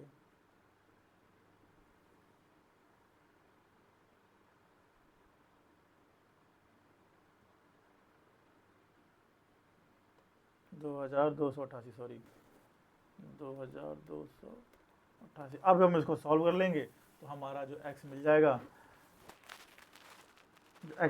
वही हमारा कॉस्ट प्राइस हो जाएगा। Cost price of the article, वही हमको एक्स निकालना है यहाँ पर, वही हमारा कॉस्ट प्राइस हो जाएगा। सिंपल सा है ये। एक्स को यहाँ इसको चाहे सॉल्व कर लीजिए, इसको ये हटा दिए, ये हटा दिए, ये हटा दिए, और 2 2 8 8 10 गुणे 10 गुणे 10, यहाँ पे 11 गुणे 13 गुणे 8। इसको सॉल्व कर लीजिए। सॉल्व करके देखिए क्या आंसर आ रहा है, वही इसका आंसर होगा। जहाँ तक मुझे लग रहा है शायद 2000 इसका आंसर आएगा। देख लीजिएगा सॉल्व करके, इसको यही करना है, इसी को सॉल्व करना है। ठीक है, चलिए जल्दी से दूसरा सॉल्व करते हैं, ज़्यादा लंबा ना हो जाए वीडियो। कितना होगा, 56 मिनट। चलिए ज़्यादा सॉल्व बचा भी नहीं है, ये वाला देखते हैं। कपड़े का एक टुकड़ा जो है 600 रुपये में ख़रीदा गया, सिलाई शुल्क के रूप में 40 रुपये देने के बाद 12.5% का लाभ पाने के लिए इसे किस कीमत पर बेचा जाना चाहिए। ठीक है, तो सिलाई का जो उसमें देखिए शुल्क लगा है 40 रुपये, तो जब हमने बता दें कि जो पैसा ले खरीदा भले हमें 600 में है, लेकिन हम जो बेचने लायक बनाए हैं उसको, उसके लिए तो हमने कुछ अपना इनपुट दिया है ना, तो हमारा कॉस्ट प्राइस में वो भी हमारा इंक्लूड हो जाएगा। ठीक है, तो इसमें जो हमारा टोटल क्या आएगा, सॉरी जूम कर दिखा नहीं होगा, पहले आपको फिर से पढ़ देता हूँ। कपड़े का एक टुकड़ा 600 रुपये में खरीदा गया, सिलाई शुल्क के रूप में 40 रुपये देने के बाद 5% का लाभ पाने के लिए इसे किस कीमत पर बेचा जाना चाहिए। तो लीजिए भैया, इसको बुक कर देते हैं। तो क्रय मूल्य जो है हमारा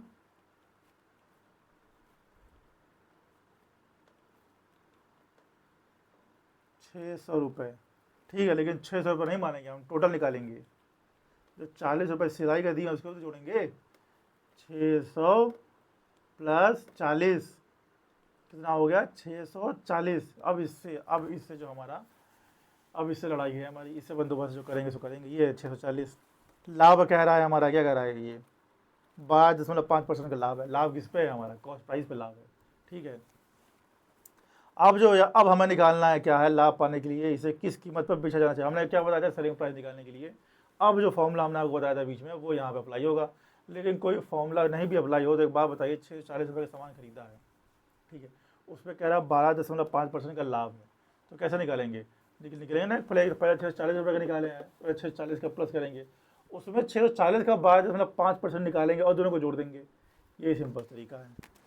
तो इसको करने का तरीका क्या होगा, 640 1 प्लस 12.5/100, इसको हम सॉल्व करेंगे तो हमारा सेलिंग प्राइस निकल आएगा। ठीक है, ये मैंने आपको कराया था। S इज इक्वल टू जो भी हमारा क्या कहते हैं, cost price into 1 plus P percentage profit percent, ये वाला फॉर्मूला लगेगा इसमें। इसको सॉल्व कर लेंगे, इसको तो सॉल्व कर ही लेते हैं। इसको कितना आएगा, 640 गुणा ये 112.5/100,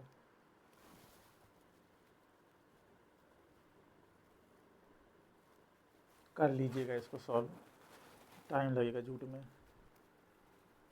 664 हो जाएगा ये, इसको सॉल्व करेंगे तो ये 5 चौके 20, फिर आएगा ये 10, इसको सॉल्व कर लीजिएगा, 720 के आसपास इसका आंसर आएगा।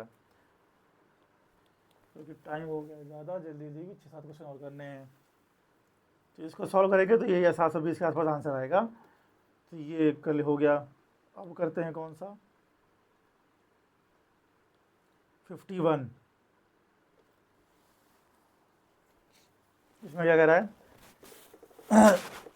थोड़ा ऊपर कर देता हूँ, हाँ अब ठीक है।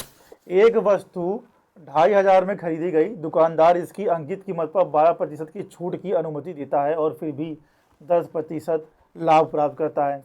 वस्तु की अंकित कीमत ज्ञात करें। ये मार्क प्राइस पूछ रहा है, इसकी कितनी है उसकी। ठीक है, चलिए देख लेते हैं, कोई दिक्कत नहीं है। खरीदता कितने में है? 2500 में। तो क्रय मूल्य यानी कॉस्ट प्राइस, CP यानी कि क्रय मूल्य कितना है? 2500। ठीक है, क्रय मूल्य है हमारा 2500। क्रय मूल्य निकला हमारा 2500। अब इसमें क्या कह रहा है? दुकानदार इसकी अंकित कीमत पर 12% की छूट के जिताया और फिर भी 10% लाभ, 10% लाभ प्राप्त करता है। ठीक है, अब यहाँ देखिए 10% लाभ, हमें प्रॉफिट मिल गया, कॉस्ट प्राइस मिल गया, तो हमने क्या बताया था? प्रॉफिट मिल जाए, कॉस्ट प्राइस मिल जाए तो हम सेलिंग प्राइस निकाल लेंगे। तो सेलिंग प्राइस हम निकाल लेंगे, सेलिंग प्राइस कितना हो चाहिए उसी पे हम मार्क प्राइस निकालेंगे। समझ गए? तो ये कॉस्ट प्राइस मिल गया, प्रॉफिट क्या दे रहा है हमारा? 10% का लाभ है। ठीक है, तो ये 2500 जो है हमारा, इस पे हम 1 + 10/100 करेंगे, ये हमारा निकल के आएगा सेलिंग प्राइस यानी विक्रय मूल्य। ठीक है, ये कितना निकल के आएगा? 2500 गुणे कितना आएगा? इसको काटा, इसको 250 गुणे 11, 250 गुणे 250 को 100, हाँ 11 कर लीजिए, तो सेलिंग प्राइस हो जाएगा हमारा। सेलिंग प्राइस कितना हो गया? 25 गुणे 10, 25 गुणे 110 कर लीजिए। ठीक है, हाँ ऐसे कर लीजिए, इजी रहेगा कैलकुलेशन करने में। मतलब 250 गुणे 11 है, तो इसको हमने 25 गुणे 110 कर लिया, ऐसे कैलकुलेशन थोड़ा इजी है। ये हमारा क्या निकला? ये हमारा निकला सेलिंग प्राइस। अब क्या कह रहा है ये? अब कह रहा है कि दुकानदार इसकी अंकित कीमत पर 12% की छूट की अनुमति देता है। ठीक है, यानी कि जो हमारा मार्क प्राइस जो होगा उस पे हमारा छूट मिल रहा है। छूट मिलने के बाद जो आया है वो हमारा सेलिंग प्राइस है। छूट कितना मिल रहा है हमारा? डिस्काउंट कितना मिल रहा है? 12%। तो अगर मान लीजिए हमारा मार्क प्राइस कुछ भी हो, मान लीजिए X हो, मान लीजिए, इस पे हमारा 12% छूट। छूट में क्या बताया था कि उसको हम घटा देंगे। अगर मान लीजिए 20% का छूट मिल रहा है तो 100 - 20 करेंगे, यानी ये 80/100 करेंगे। अगर कह रहा है कि वो बढ़ा दिया जा रहा है तो 120/100 करेंगे। ठीक है, छूट में याद रखिए घटा देंगे, डिस्काउंट में। तो मार्क प्राइस में घटाएंगे, कितना घटाएंगे? 1 - D/100।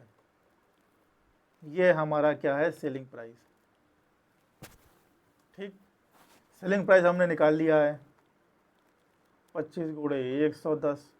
मार्क प्राइस हमें निकालना है। डिस्काउंट हमारा कितना दे रहा है? कहाँ गया? 12% की छूट है, तो ये हमारा हो जाएगा 1 - 12/100, तो ये हटाएगा 88। तो यहाँ से मार्क प्राइस हमारा हो जाएगा 25 गुणे 110 गुणे 100/88। इसको आप सॉल्व कर लीजिएगा। इसको सॉल्व कर लेंगे तो इसका लगभग आंसर यही आएगा, 3125। इसको आप सॉल्व कर लीजिएगा। ठीक है, समझ में आ गया? देख लीजिए, एक बार जूम कर दे रहा हूँ। ऐसे करना है। तो पहले हम क्या करेंगे? इसमें पहले हम कॉस्ट प्राइस दे रखा है, प्रॉफिट दे रखा है, तो क्या मिल जाएगा? अगर कॉस्ट प्राइस दे रखा है, प्रॉफिट दे रखा है, क्या मिल जाएगा? Selling price. ठीक है, क्रय मूल्य दे रखा है, लाभ दे रखा है, तो हमें विक्रय मूल्य मिल जाएगा। ठीक है, सेलिंग प्राइस मिल जाएगा। अब हमें विक्रय मूल्य दे रखा है और कह रहा है कि मार्क्ड प्राइस पर कुछ डिस्काउंट है, उतने पर हम उसको बेच रहे हैं, यानी मार्क्ड प्राइस पर डिस्काउंट मिला है। ठीक है, तो जो हमारा मार्क्ड प्राइस है, जो अंकित मूल्य है, उस पर छूट मिली है, उस पर कितना छूट मिली है? 12% की। तो अंकित मूल्य को मान लेंगे x, या ऐसे लिख दीजिए, उसमें 12% का छूट लगाइए, हमारा जो हमने विक्रय मूल्य निकाल तो उसको बराबर कर देंगे, और फिर हमारा इसको यहाँ कर देंगे, इसको हम सॉल्व कर देंगे। कहाँ गया यार? हाँ, इसको जो है इसको हम सॉल्व कर देंगे, ये हमारा यहाँ से निकल आएगा, वेरी इजी। चलिए 51 भी हो गया, 52 कर लेते हैं जल्दी जल्दी। तो कॉन्सेप्ट था इसमें वो बड़ा इंपॉर्टेंट था, प्रॉफिट एंड लॉस का, कि सेलिंग प्राइस दिया हो, प्रॉफिट दिया हो और कॉस्ट प्राइस दिया हो तो कैसे क्या निकालेंगे, किस पे मार्क प्राइस पे डिस्काउंट मिलेगा, किस पे क्या कैसे होगा, ये कॉन्सेप्ट हमने बता दिया। इतना ही है, सर भी आएंगे इतना ही पढ़ाएंगे, बस इसमें हो सकता है थोड़ा सा नया नया फॉर्मूला वगैरह दे दें, ट्रिक वगैरह दे दें, लेकिन है इतना ही, और यही बेसिक है। Speed is equal to distance upon time, वही बेसिक था। मार्केट प्राइस, सेलिंग प्राइस, यही बेसिक है। अभी सिंपल इंटरेस्ट है, कंपाउंड इंटरेस्ट पढ़ेंगे, थोड़ा सा वो जो थोड़े तीन फॉर्मूला उसमें लगेंगे वो देख लेंगे, बाकी बेसिक यही है और कुछ नहीं है, इसी में सारे सवाल लगेंगे। ये क्या कह रहा है, देखिए बात कर रहे थे सिंपल इंटरेस्ट की, आ ही गया। ये कह रहा है हमारा कि पहले चलिए पहले इसको बता देता हूँ, सिंपल इंटरेस्ट कंपाउंड इंटरेस्ट।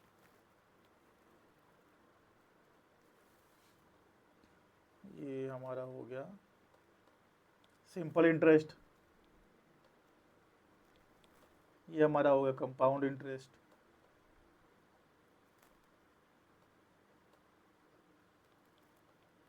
ठीक है, इसको बोलते हैं साधारण ब्याज,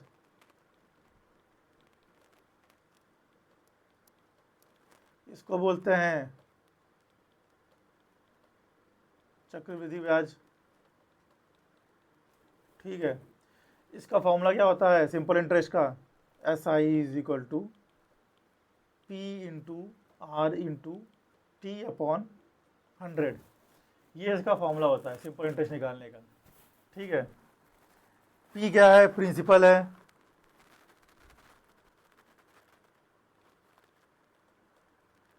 आर क्या है, रेट है, इंटरेस्ट है जो लगता है, ठीक है टाइम है, कितने समय के लिए दिया जा रहा है, ये हो गया हिंदी में बोल देंगे समय, ये हो गया हमारा दर। प्रिंसिपल क्या हो गया, प्रिंसिपल क्या बोलते हैं मूलधन, सॉरी ये हो गया मूलधन। तो साधारण ब्याज का हमारा फॉर्मूला क्या हुआ, मूलधन गुणे दर गुणे समय अपॉन बटा 100, ये हमारा सिंपल इंटरेस्ट का फॉर्मूला हो गया। और जब हमारा ये साधारण ब्याज मिल जाएगा तो पूछेगा हमारा कि हमारा अमाउंट कितना है, मिश्र धन कितना है, अमाउंट, टोटल अमाउंट। तो अगर हमको अगर पता चलेगा कि हमने कितना पैसा दिया था और हमें उस पैसे में कितना इंटरेस्ट मिला है, तो हम दोनों को जोड़कर निकाल नहीं लेंगे अमाउंट। तो यहाँ से हम सिंपल इंटरेस्ट जो निकला होगा प्लस मूलधन, यहाँ से हमारा अमाउंट निकलेगा। ये इतना सा फॉर्मूला है, इसको आप लोग देख लीजिएगा कि मतलब इसमें दो चीज़ देखनी पड़ेगी, एक देखना पड़ेगा एस आई का formula P into R into T upon 100, P क्या है मूलधन दर समय, और जो मिश्रित मिश्रित बोलते हैं शायद इसको, कंफर्म नहीं हुआ लेकिन शायद मिश्रित धन ही बोलते हैं इसको। और जो अमाउंट है, अमाउंट क्या निकलेगा, simple interest plus P principal, ये छोटा सा है ज़्यादा नहीं है। कंपाउंड इंटरेस्ट देख लेते हैं, चक्रवृद्धि ब्याज देख लेते हैं, इसमें एक थोड़ा फॉर्मूला याद करना पड़ेगा, इसमें सीधे अमाउंट निकाल देते हैं। प्रिंसिपल यानी हमारा भाई मूलधन, 1 प्लस आर हमारा भाई दर, जिस पे जो इंटरेस्ट जा रहा है हमारा 100, कितने समय के लिए दे रहे हैं यहाँ लगा देते हैं टी एन टी, ये हमारा फॉर्मूला हो जाता है इसका। अब ये जो है हमारा यहाँ से अमाउंट निकलता है सीधे। अगर इसमें पूछ रहा हो कंपाउंड इंटरेस्ट क्या होगा, अगर इसमें पूछ रहा हो कंपाउंड इंटरेस्ट क्या होगा, या एक बात बताइए अमाउंट क्या होता है, अमाउंट वही होता है जो छोटा आप आपको इंटरेस्ट दे रहे हो प्लस प्रिंसिपल। तो अगर हम पूछे इंटरेस्ट कितना होगा तो अमाउंट में प्रिंसिपल घटा देंगे, तो कंपाउंड इंटरेस्ट कितना होगा, अमाउंट माइनस पी, यानी कि जो हमारा मिश्र धन आया होगा उसमें हम मूलधन को घटा देंगे, तो हमारा क्या निकल आएगा, चक्रवृद्धि ब्याज निकल आएगा, यानी कि कंपाउंड इंटरेस्ट निकल आएगा। इतना से ये दो फॉर्मूला है, इसको चाहे तो लिख लीजिए, कहीं याद कर लीजिए, इसी पे सारा सवाल आएगा, इसके अलावा कुछ नहीं आने वाला, इसी पे सारा सवाल बनता है।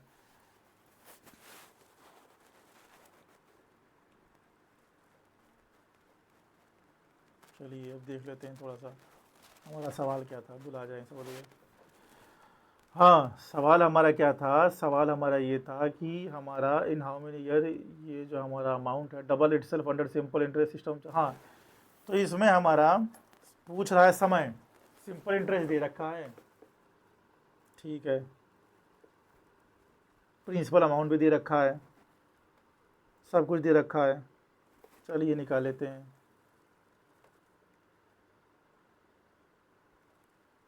तो ये प्रिंसिपल अमाउंट हमारा हो गया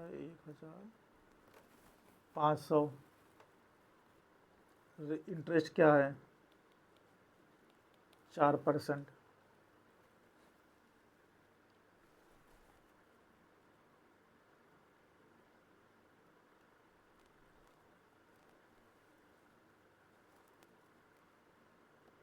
टी हमें निकालना है।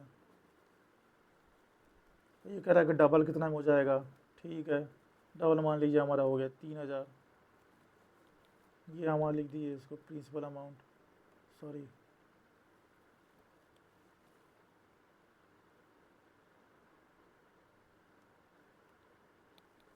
Simple interest is equal to principal कितना है 1500 इंटू रेट ऑफ परसेंट, ये हो जाएगा समय, ये मान लीजिए टी, और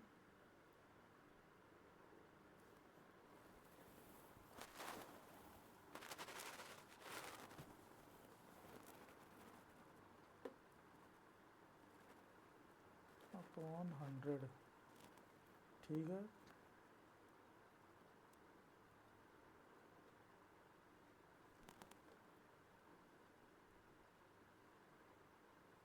अगर ये मान लीजिए कह रहा है कि डबल कर ले रहा है खुद को, तो सिंपल इंटरेस्ट यहाँ से निकाल लीजिए।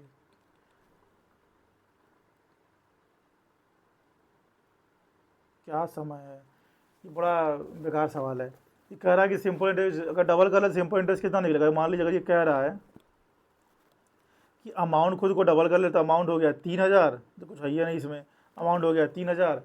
और सिंपल, और ये अमाउंट का फॉर्मूला क्या होता है, प्रिंसिपल प्लस सिंपल इंटरेस्ट। ठीक है, प्रिंसिपल इंटरेस्ट हमारा भी दे रखा है कितना 1500, और ये अमाउंट दे रखा है 3000, तो सिंपल इंटरेस्ट कितना नहीं निकलेगा, वो भी निकलेगा हमारा 1500। 1500 प्लस 1500 तभी तो डबल होगा भाई। तो इसको भी यहाँ लिख लीजिए, ये कुछ है ही नहीं इसमें, इसको भी 1500 लिख लीजिए, यहाँ भी 1500 लिख लीजिए, और ये 4 लिख लीजिए, ये टी लिख लीजिए, ये 100 लिख लीजिए। ये कट गया, और ये काटेंगे 25 आएगा, तो टी की वैल्यू क्या हो जाएगी 25 साल। 25 साल इसका आंसर हो जाएगा। देखें जरा क्या ऑप्शन है कि नहीं, 25 साल दिया है। इसमें थोड़ा, इसमें कुछ नहीं है, इसमें बस ये लिख रहा है कितने साल में वो खुद को डबल कर लेगा। जितना प्रिंसिपल है वो कितने साल में डबल हो जाएगा। तो प्रिंसिपल जब डबल हो रहा है जिसका मतलब इंटरेस्ट भी तो इतना ही मिल रहा है जितना प्रिंसिपल था, डबल कैसे होगा भाई। तो सिंपल इंटरेस्ट जो है 1500 निकल आएगा। ठीक है, तो सिंपल इंटरेस्ट ये जाएगा निकल आएगा, तो S I equal to P into Y into T upon 100।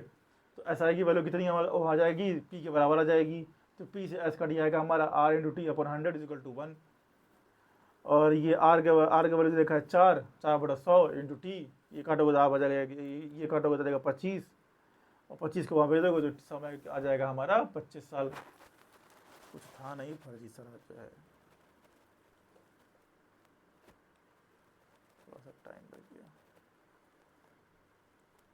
अब कौन सा है, अब ये 53 है, 53, 54, 55, 56, 1 2 3 4 5 सवाल और हैं। ठीक है, ज़्यादा समय भी बचा भी नहीं है। ठीक है, इसमें कह रहा है what rate is the principal, ये कंपाउंड इंटरेस्ट का सवाल है। ठीक है, इसमें कह रहा है कि 1000 जो है, इसका मतलब कि 1000 जो है हमारे प्रिंसिपल हो गया। ठीक है, बिकम इतना, ये हमारा अमाउंट हो जाएगा। टाइम दे रखा है 2 साल का। ठीक है, ये कुछ नहीं, फॉर्मूले में रखेंगे तुरंत आंसर ला देंगे। फॉर्मूले में रखिए इसको, तुरंत लाइए आंसर, समय नहीं है। यानी amount is equal to P1 plus R upon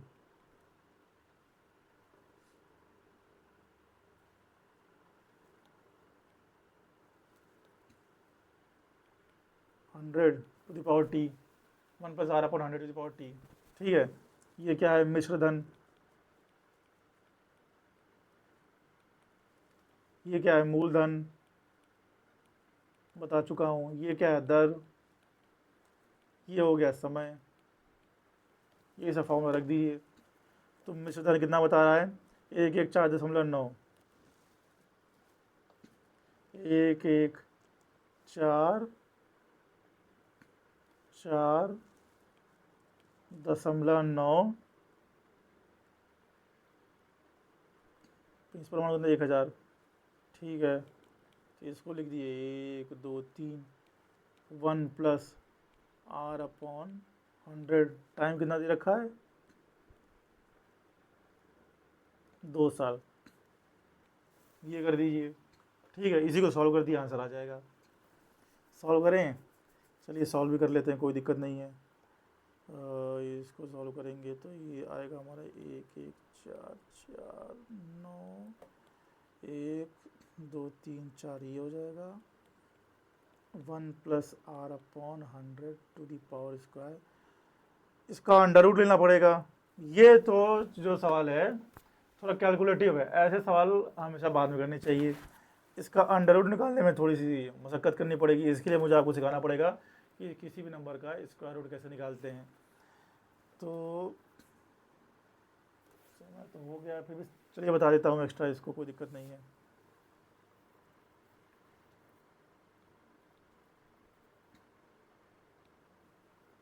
extra page ले लेते हैं, चलिए।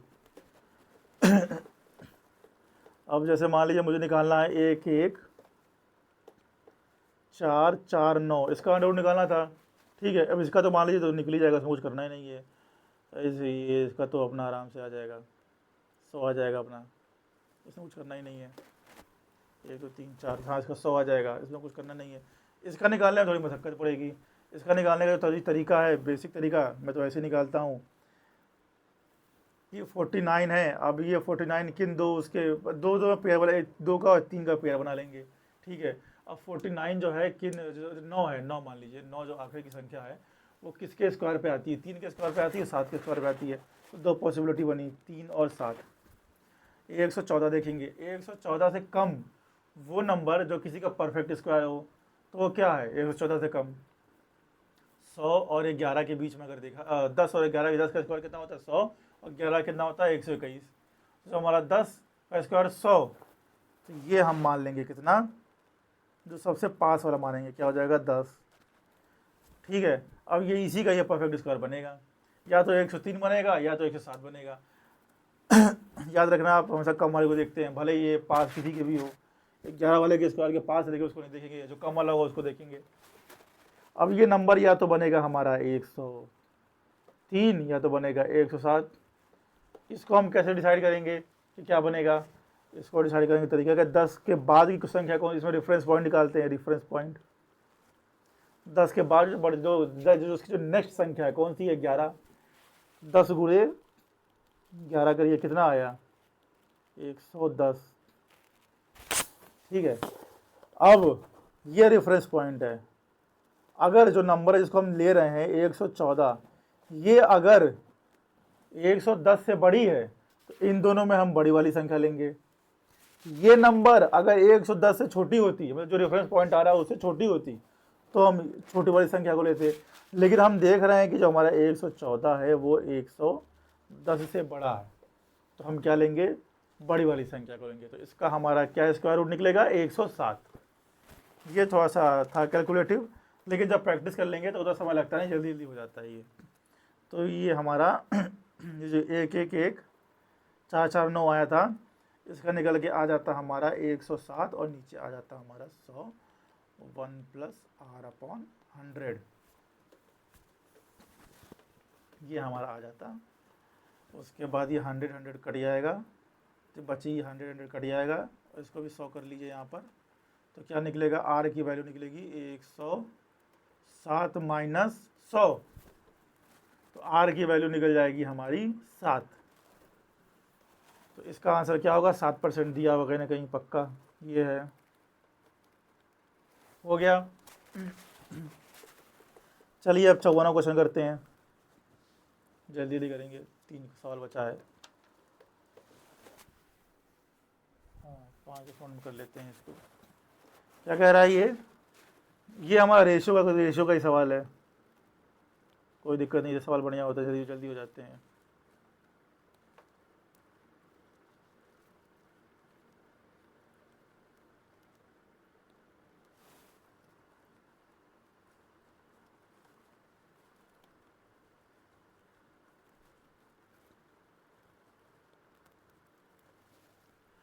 ये कह रहा है कि लॉस ए बी सी के बीच 1152 का नुकसान 7 8 और 9 के अनुपात में विभाजित होना चाहिए, तो ए का हिस्सा क्या है?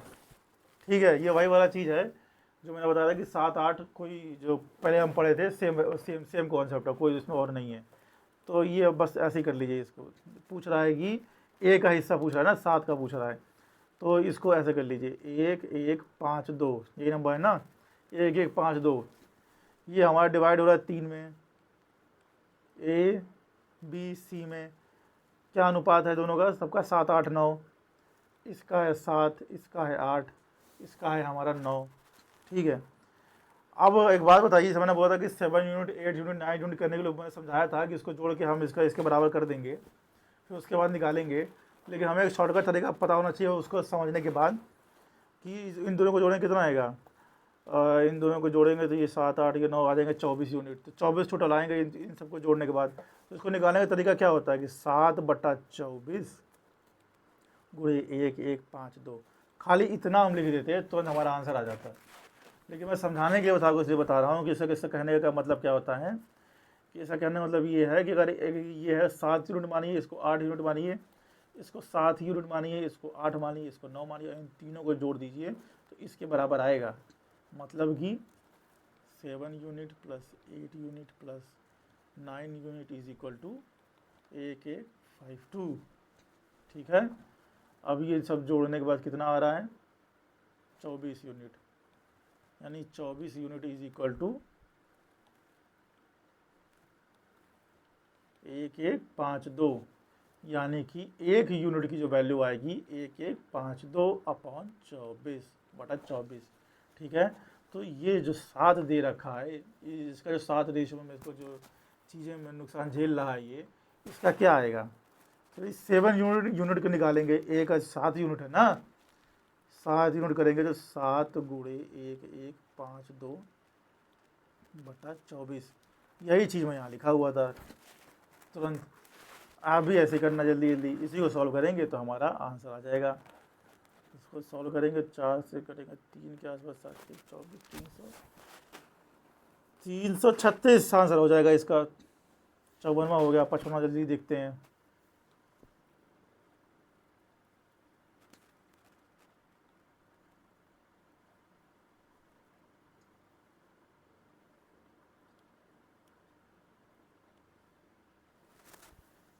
इसमें करा A B C subscribe business of 5000, B subscribe 6000, A B C करा कि ए बी तथा सी ने 5000 का कारोबार 5000 का कारोबार प्रारंभ किया, बी ने सी की तुलना में 6000 अधिक दिया। मतलब ये समझ लीजिए कोई बिजनेस शुरू कर रहे हैं, ऐसा पूछ रहा है तो लाभ में का हिस्सा कितना था। हाँ, मान लीजिए मैं आप और कई लोग हैं, तो मतलब मैं और मेरे साथ 2-3 लोग हैं, साथ में बिजनेस शुरू कर रहे हैं। ठीक है। हमने अपना अपना पैसा लगाया, तो जितने हिस्से में हमने जितने रेशियो में पैसा लगाया होगा तो उस पैसे से जो हमारा मुनाफा मिलेगा, तो जितने रेशियो में हमने पैसा लगाया होगा उतने ही रेशियो में हमको मुनाफा मिलेगा। ठीक है। अगर हमने 4 5 6 के रेशियो में अगर पैसा लगाया होगा तो जो मुनाफा आएगा वो भी हमें 4 5 6 के रेशियो में बटेगा। इतना सा सवाल है, इसी में लगेगा ये। चलिए करते हैं इसको। 55 तो टोटल लिखिए, टोटल लिख लेते हैं कितना है। 1 2 3 टोटल 50,000 है। बी ने जो है सी की तुलना में ज़्यादा किया है तो बी की वैल्यू हो जाएगी 1 2 3 प्लस सी। ठीक है। ए ने क्या किया है? बी की तुलना में 2000 अधिक किया है, और बी में 2000 जोड़ेंगे यानी कि सी प्लस 8000 हो जाएगा। बी में 2000 जोड़ेंगे तो 6000 प्लस सी प्लस 2000, 8000 प्लस सी हो जाएगा ना। सी के कंपैरिजन में इसका हो जाएगा 8000 प्लस सी। ठीक है। हाँ, यदि कुल लाभ 10,000 था तो लाभ में ए का हिस्सा पूछ रहा है। ठीक है। और चलिए अब हम सी को या तो सी रहने दीजिए या तो एक्स मान लीजिए। चलिए एक्स मान लेते हैं सी को। अगर एक्स मान लेंगे तो इसको भी चेंज कर लीजिए, फिर 6000 प्लस एक्स कर लीजिए, इसको 8000 प्लस एक्स कर लीजिए। अब बताइए ए बी सी ऐसे ऐसे ही भाई लोगों ने पैसे लगाए हैं अपने, टोटल लगाया 50,000। अगर हम तीनों को जोड़ दें तो 50,000 हो जाएगा कि नहीं हो जाएगा? और तीनों को जोड़ देंगे तो हमारे एक्स की वैल्यू निकल आएगी। यहाँ से हम एक्स की वैल्यू निकाल लेंगे, बहुत आसान है। चलिए तीनों जोड़ देते हैं, A plus B plus C is equal to 50,000।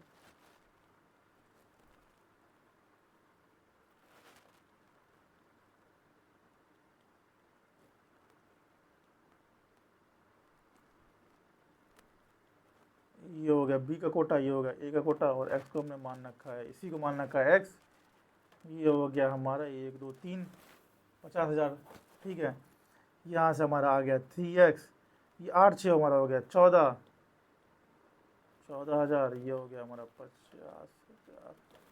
ठीक है, तो यहाँ से हमारा यहाँ से हमारा 3x की जो वैल्यू आएगी 50 से 14 माइनस करिए कितना आएगा 36, यानी 36,000।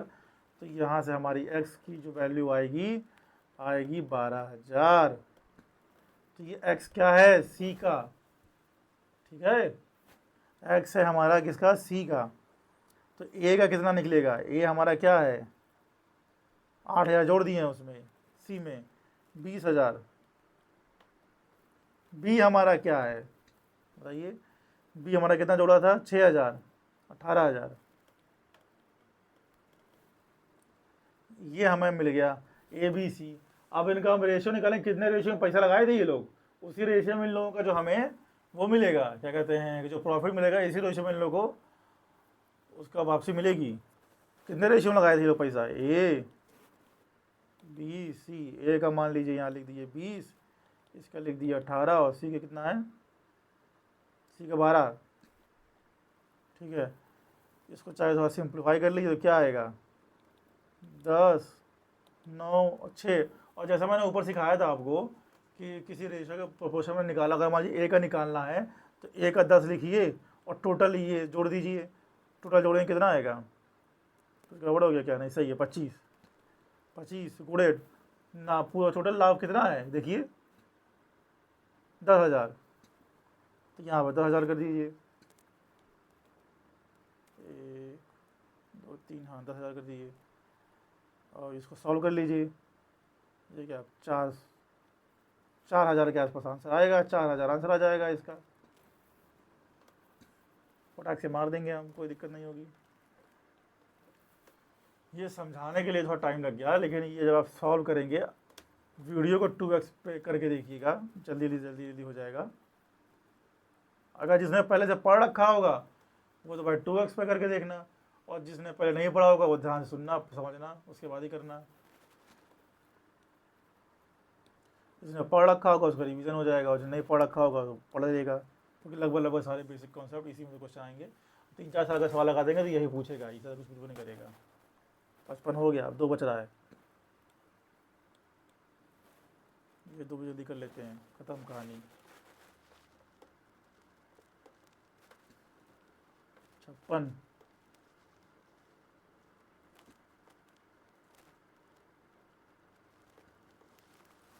क्या कर रहा है, कह रहा है एक पंसारी, सॉरी यहाँ ले आता हूँ मैं इसको, अब ठीक है।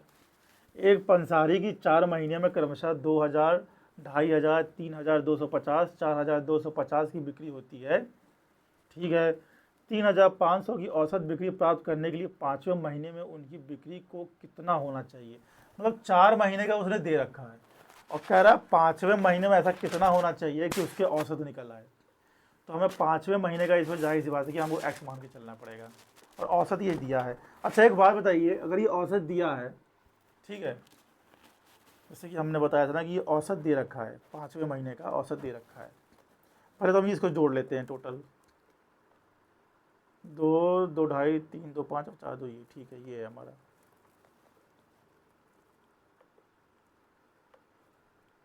दो 2.5 और क्या है 3 2 50, 4 2 50, 3 2 50, 4 2 50। इसको जरा हम एक बार जोड़ें, कितना आ रहा है 4 3 7 2 9 2 11 और 5 2.5 2.5 5 11 12, 12,000 आएगा ये।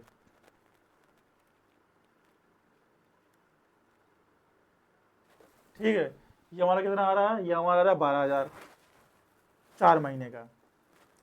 अब ये क्या कह रहा है भाई, हमारा कह रहा है कि 5वें महीने का करने के लिए औसत तो हमारा दे रखा है, और महीना हमारा कितना है 5। इससे अगर हम मल्टीप्लाई कर देंगे तो हमारा टोटल सम तो मिल जाएगा ना। मतलब यही तो कह रहा है कि ये इसमें हम यही तो कह रहा है कि इसमें अगर हम x जोड़ देते और इस पूरे को हम 5 से डिवाइड कर देते तो जितना अमाउंट आता है उसने दे रखा है, तो इसको अगर हम इससे मल्टीप्लाई कर दें तो ये हमारा x तो निकल आएगा ना यहाँ पर। मतलब यही ना हो गया भाई कि ये हमारा 1 2 3 plus X upon 5 is equal to G हमारा दे रखा है, कितना दे रखा है 3500, 3500 यही तो हो गया। इसको यहाँ मल्टीप्लाई कर देंगे, यहाँ से एक्स को निकाल लेंगे, कितना आ जाएगा 5 से 15 55 25, तो ये हो जाएगा 175। इसमें माइनस कर दीजिए आप 12,000 माइनस कर दीजिए, निकल के 5,500 के आसपास 5वें महीने का निकल आएगा। इतना होना चाहिए था, ये आंसर हो जाएगा। ठीक है, आखिरी सवाल है दिन का, ख़त्म करते हैं, फिर कल से सर आएंगे तो पूरा बागडोर भाई संभालेंगे इसका। इसके बड़े माहिर हैं वो, वही पढ़ाएंगे ये सब। और कभी कभी हो सके तो मैं भी पढ़ा दूंगा, अगर आप लोगों को पसंद आया होगा मेरा तो बताइएगा, मैं पढ़ा दूंगा ऐसे ही। इसमें क्या है, ये कह रहा है कि बी और सी एक काम 40 दिन में पूरा कर सकते हैं, जबकि ए बी और सी वह काम 20 दिन में पूरा कर सकते हैं। ए अकेले यह काम कितना, ये वही वाला सवाल है जो पिछले लोग एफिशिएंसी का पढ़े थे, सेम वही है, इसमें कुछ नहीं करना है। अब दोबारा मैं बताऊंगा नहीं डिटेल में, क्योंकि उसके पहले मैं बता चुका हूँ, तो अब जल्दी से इसको सॉल्व करते हैं। क्या कह रहा है ये, एक बार आप लोग क्वेश्चन अच्छे से पढ़ लो। बी और सी एक काम को 40 दिन में पूरा करते हैं, ठीक है, और बी, तो बी और सी काम मान लो 40 दिन में करते हैं, ठीक है, तो इसकी एफिशिएंसी निकाल लेंगे हम। जैसे मैंने कहा था उल्टा कर देंगे, तो 1/40 हो गया। ए बी सी वह काम 20 दिन में करते हैं, तो ए बी सी वह काम 20 दिन में करते हैं, ठीक है, इसका निकाल, इसकी एफिशिएंसी निकाल लेंगे हम 1/20। ए बी सी की एफिशिएंसी, टोटल की एफिशिएंसी निकल गई, बी और सी की एफिशिएंसी निकल गई। ये पूछ क्या रहा है, एक अकेले यह काम कितने दिन में पूरा करेगा, इजी है, कुछ नहीं करना है इसमें। तो बी और सी में अगर हम इस टोटल की एफिशिएंसी में इसको हम घटा दें तो हमारा ए की एफिशिएंसी निकल आएगी, जो ए की एफिशिएंसी निकल आएगी उसी को उल्टा कर देंगे, नंबर ऑफ डेज आ जाएगा। हमने पहले पढ़ चुके हैं, यानी ए बी सी की जो हमारी एफिशिएंसी है माइनस जो हमारी बी और सी की जो हमारी एफिशिएंसी है कर देंगे, तो ए बी सी हमारा कितना निकला है 1/20 माइनस 1/40, 40 है ना ये 1/40, ठीक है, इसको हम करेंगे कितना निकल के आएगा, ये यहाँ पे आ जाएगा हमारा 40, यहाँ आ जाएगा 2 माइनस 1 आएगा 1/40। तो ए की जो हमारी एफिशिएंसी है वो कितनी आ रही है 1/40, ठीक है। अब इसी को एफिशिएंसी को हम उल्टा कर देंगे, तो ए उस काम, ए की जो अकेले की एफिशिएंसी 1/40 है, ए उस काम को फिर कितने दिन में अकेले कर सकता है 40 दिन में, इसको उल्टा कर देंगे तो डेज कितना निकल के आएंगे ए के लिए 40, ये आंसर हो जाएगा। यहाँ हम अपनी क्लास खत्म करते हैं। आज हमारा ये मैथ का सारा क्वेश्चन हो गया। कल से हम बाकी क्लासेस शुरू करेंगे।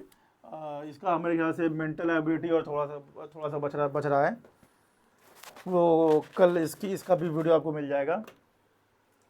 और कल जो मेंटल एबिलिटी बच रही है बहुत इजी है वो, अगर मैं कोशिश करूँगा टाइम होगा तभी आधे घंटे में उसको ही बना दूंगा, वो आधे घंटे में हो जाएगा।